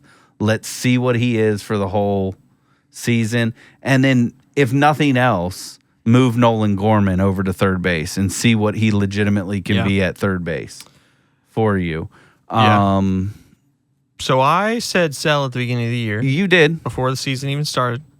That Sonny Gray piece is interesting because I thought entering the year, if he said no to before the season started, I thought he was not Yeah. gonna say, yeah, you can trade me trade deadline no matter what. Right. He seems like the kind of guy that's like, yeah, but I need my 4 days here and my 4 days before this start here. No, I'm not moving. Right. I don't want to move before it. But that's an interesting piece, and if that was an option, I would do that in a heartbeat. The only person I'll say, who are my non-trades? Everybody else is on the table. I'm not trading Herrera. I'm not trading Donovan. I'm not trading Wynn, and I'm not trading Scott. And I'm not trading Contreras. I don't Maybe think not trading Burleson. I don't think Contreras is going anywhere Yeah, I agree. regardless. Like, I think Yes. he's going to be the one that vetoes everything and says, "You're stuck with me." Like, Unless he was having like a 300 year, and the team looked like what the White Sox look like right Yeah. now. The Right. thing is, he's got a ring already, Yeah. so he doesn't need to chase another one. No. Unless he just wants I to, think but doesn't his scream like a guy that admiration wants of Yachty, Yeah. even though he's not a catcher, wearing the birds on the bat for him is his second love in comparison. Yes. Like, I think he loved his time in Chicago, but I think to. Well, now he's retiring. He's retiring and going to the Hall of Fame as a St. Louis Cardinal. I'm trading Maton, Helsley, Matz, yeah, I'm with you. maybe Romero. The right offer, yeah. The right Romero's offer, still Romero. young, so I'm not completely sold on moving him unless it's for something. I'm releasing Michaelis and and Fetty or trading Fetty. Nobody's going to trade for Fetty, but if someone did. Right. I don't think you can release both of them just because I don't think we have young enough pitching ready. Sure you can. I mean, we've got a couple guys in the minors that can pitch just as well. You guys have like 15 cheaper catchers. Use one of them as a pitcher. I wish. That's fair. But I don't know if I'm actually I take that back. I'm not trading Romero. I'm trading Matz, and I'm trading, if possible, Gray. I don't think it's possible, but if possible, Gray. And I'm probably trading Arenado.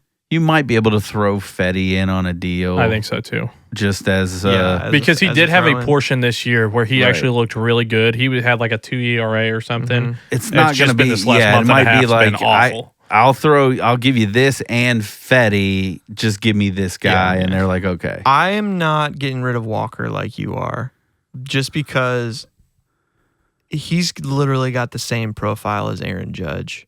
And Aaron Judge didn't hit until he was 26 years old. No, that's why I said it would have to be the absolute right deal. Yeah, and I don't think he's as valuable to the league as he's as valuable to the Cardinals. And so I'm rethinking, okay, maybe this kid needs to stay in the minors for a full year. And it's going to be a weird thing, but like, dude. Jordan Walker? Yes. Yeah. But like, you've got some stuff we've got to work on, and it's too much pressure right now. But again, Judge didn't hit until he was 26. Mm-hmm. It's the same profile, same size. And I'm not saying he's going to be Aaron Judge, but he's literally got the same batted ball profile as him. Yeah. If you don't want to give that kid up that quickly. You sell off the whole team though, and you give him a shot the rest of this year. Does he start to figure it out? He might. That's why I say leave him in right field. Because like, here's my thought: like, if you move Newbar, for the right whatever. Yeah. I don't know. I haven't really figured out what that is quite yet. I think you bring someone like Nathan Church up, let him play in left field for you. You've got Church, Scott, and Walker out there. You get to see what it is there. On the infield, again, if you can find partners for Nato, put Gorman at third this year. Wins, obviously, your third baseman. Donovan stays at second. And then you can have Burley and Willie rotate at first. Burley can go out to right field on days off, go out to left field. We're seeing that. So he still gets his at-bats. How much control does Burley have?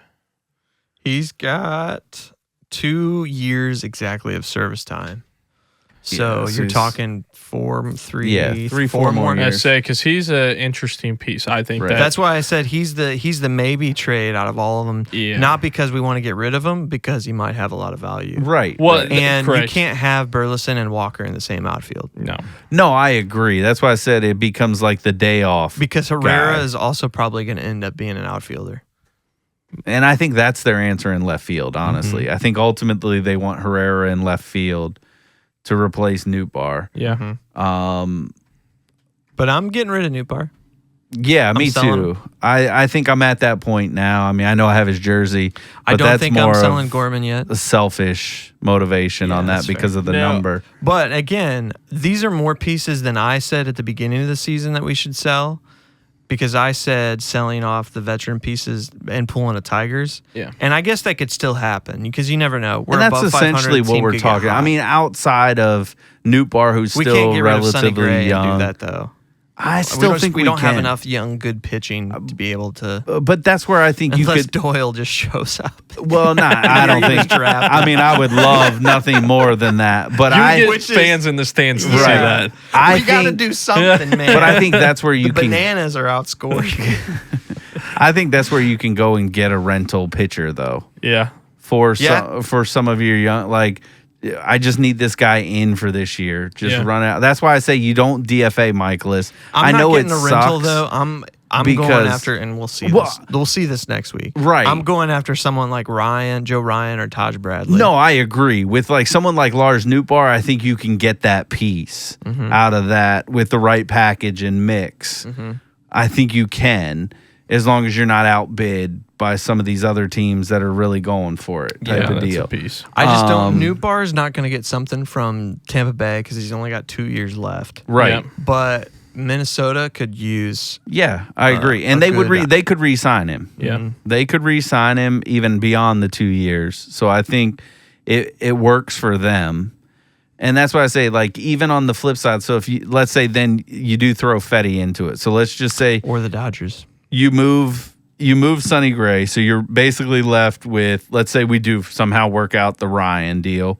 So you got Ryan, you got Michaelis, you've got Andre Palante, who's still here. I don't think he's going to be a long-term starter. I think he's going back to the bullpen at the end of the year, but you could ride him out as a starter and see what he does for the rest of the year. And you only have to fill one more spot. And McGreevy's there. You know, and so I think Palante stays a starter. I just think he's a number 5 and we've got 4 of them. right, that's what I mean. But like I just with some of these 100% other guys coming up, because like I think he's going to be the one that's And that's ultimately the 2020s pushed out. Cardinals. Like I think like next year you could potentially see again. Let's say we get Ryan. Ryan becomes the guy. You've got Quinn Matthews who might be pushing at that table. You've got a McGreevy who's there. So you've got those 3 guys. Then you could slot someone like Palante down at the 5. And if Doyle, because he's a college pitcher, does show out, maybe he slots in at 3 or 4, and him and McGreevy kind of go back and forth. Or maybe they're, you know, one of the other pitchers that is starts to break out that's in the AAA right now. You know, that gives you an opportunity there. You know, again, you know my thoughts here. I think you move Helsley and Graceffo gets a shot at being your closer for the rest of this year. See what he can do to be ultimately What do you think a that. package for Helsley looks like at this point? Just a little mid-tier prospect? Yeah, unfortunately. It's going to have to be a little bit better of an upside, more of an upside than, I guess, let me rephrase this. A better upsided lottery ticket of the Chapman for, what's his name, deal in 23, in my opinion. Helsley's a much better reliever than Chapman gets you, so I think you're going to get more of a guaranteed lottery ticket. But relievers, they're all about... right. But the market is going to stipulate everything. Right. Honestly, And I could see... He was the best reliever in baseball last year. Yeah. Right. I could see a world But he doesn't pitch at all, so... where you package someone like Helsley and Nootbaar together Sure. to get you something of a little bit more value. Like even let's say Minnesota, because Minnesota's saying, well, we can get a haul for Duran. True. And then we make this move and we have Helsley to slot in at closer Yeah. in Minnesota. The only thing Like- is That's a good thought. Dodgers would take that deal in a heartbeat, in my mind. Put Nootbaar Helsley. in left, replacing Conforto, adding Helsley in there, But who do we get Pool. out of that? Bobby Miller, Emmett Sheehan. Bobby Miller, man, has had some struggles Sure. He But has. here lately. he's the Walker of the LA Dodgers. Oh, I agree. But You're talking a starter with a 100-mile-an-hour fastball. we just got one of those. I know. Add another one. Just Come on now. We got a bunch of them in Yeah. the draft, actually. In we my did shift opinion, that is a potential trade. Like Nootbaar's a great fit for LA. Him and Ohtani and the bromance. Oh man, he's gonna turn into his elite self. Yeah, I just don't think we get a good return The tension. out of that. Like I could be okay with that if it's just Nootbaar. Nootbaar and Helsley to the Dodgers. Yeah, just because I think then we're getting shafted a little bit. We're giving a little bit more than we're getting back in return. If you got Emmett Sheehan or Bobby Miller for that, I think you could get either one of them with just Nootbaar. I don't know about that. Pitching is always more valuable than hitting. I would agree for Is the my only most part, thing. but how close is LA to just giving up on Bobby Miller at this Right. point? Because they've But they gone haven't out and traded they've him. bought this pitcher and this pitcher. That's why we're at the deadline, though. You know, Yeah, deal could I happen agree right with you, here. but it's like they Yeah. still won't trade him yet. But I think like after this year, Yeah. I think you could go to LA and go, we'll give you Lars Nootbaar, you give us Bobby Miller, and they'd be like, okay, 1 for 1. Yep. We're good. I mean, I could see Arenado that. too could go in the whole thing. I would be fine with that. 3-player package deal there. Yeah. I mean, you could take Lars and Nato Yeah. and give me Bobby yeah. Miller. I'm fine with that. Yeah, I think adding Helsley and Nootbaar, because then I think you could look at maybe a deal in which you could come back and go, okay, now maybe I can send Sonny Gray and Helsley to Detroit and get a little bit better of a prospect. So yeah, let's, you could send Helsley to the Phillies and probably get someone in the 15 Yeah. to 30 range from their system. Yeah. I think there's they're a a number team that of definitely teams. would be interested, Right. especially if they can't pay what it's going to cost for a Class A Someone or a like Duran. Yeah. Gene Cabrera or Yeah, I mean, not. You couldn't get McAble for him. No. No. You'd have to add something to that piece Yeah. in order to get Newt Bar that. out there, though. Yeah, I mean, I They could would see love to have that. Newt Bar in Like you Philly. give them Newt Bar, let him play in left field. Put him in with center. And then you Philly. get one of those pitchers. Yeah, Yeah. yeah, We'll absolutely. take Abel if we can Now throw that's a I little don't bit know diff- that I'm taking there. I think I would rather have Sheehan or Miller. I don't know, than man. Abel or because Painter is just a McGreevy type of pitcher. Yeah, I would want Abel over Painter. Yeah. Isn't Painter the higher He ranked prospect? is. Isn't He that is. funny? Yeah, He he's is. number one. Yeah. But He's a he profiles contact. as like a ground ball Sure, style which is pitcher, everything which that has you've been dealt with for detrimental years. for us. Like it doesn't work out when we Correct. get those pitchers. That would be the deal that Mo makes. Oh, that's It 100% probably the deal will, you make. right? Yeah. Right. And so we'll see. But Let's wrap this up. So next week, look for an episode. We're gonna have some really specific deals that we think are gonna happen. They're gonna be our guesses. And the deadline will be that I think it's that Wednesday. No, it's that Thursday. So we'll be kind of previewing that, making our bets and see what happens. And thanks guys for listening to this episode. We'll see you next week.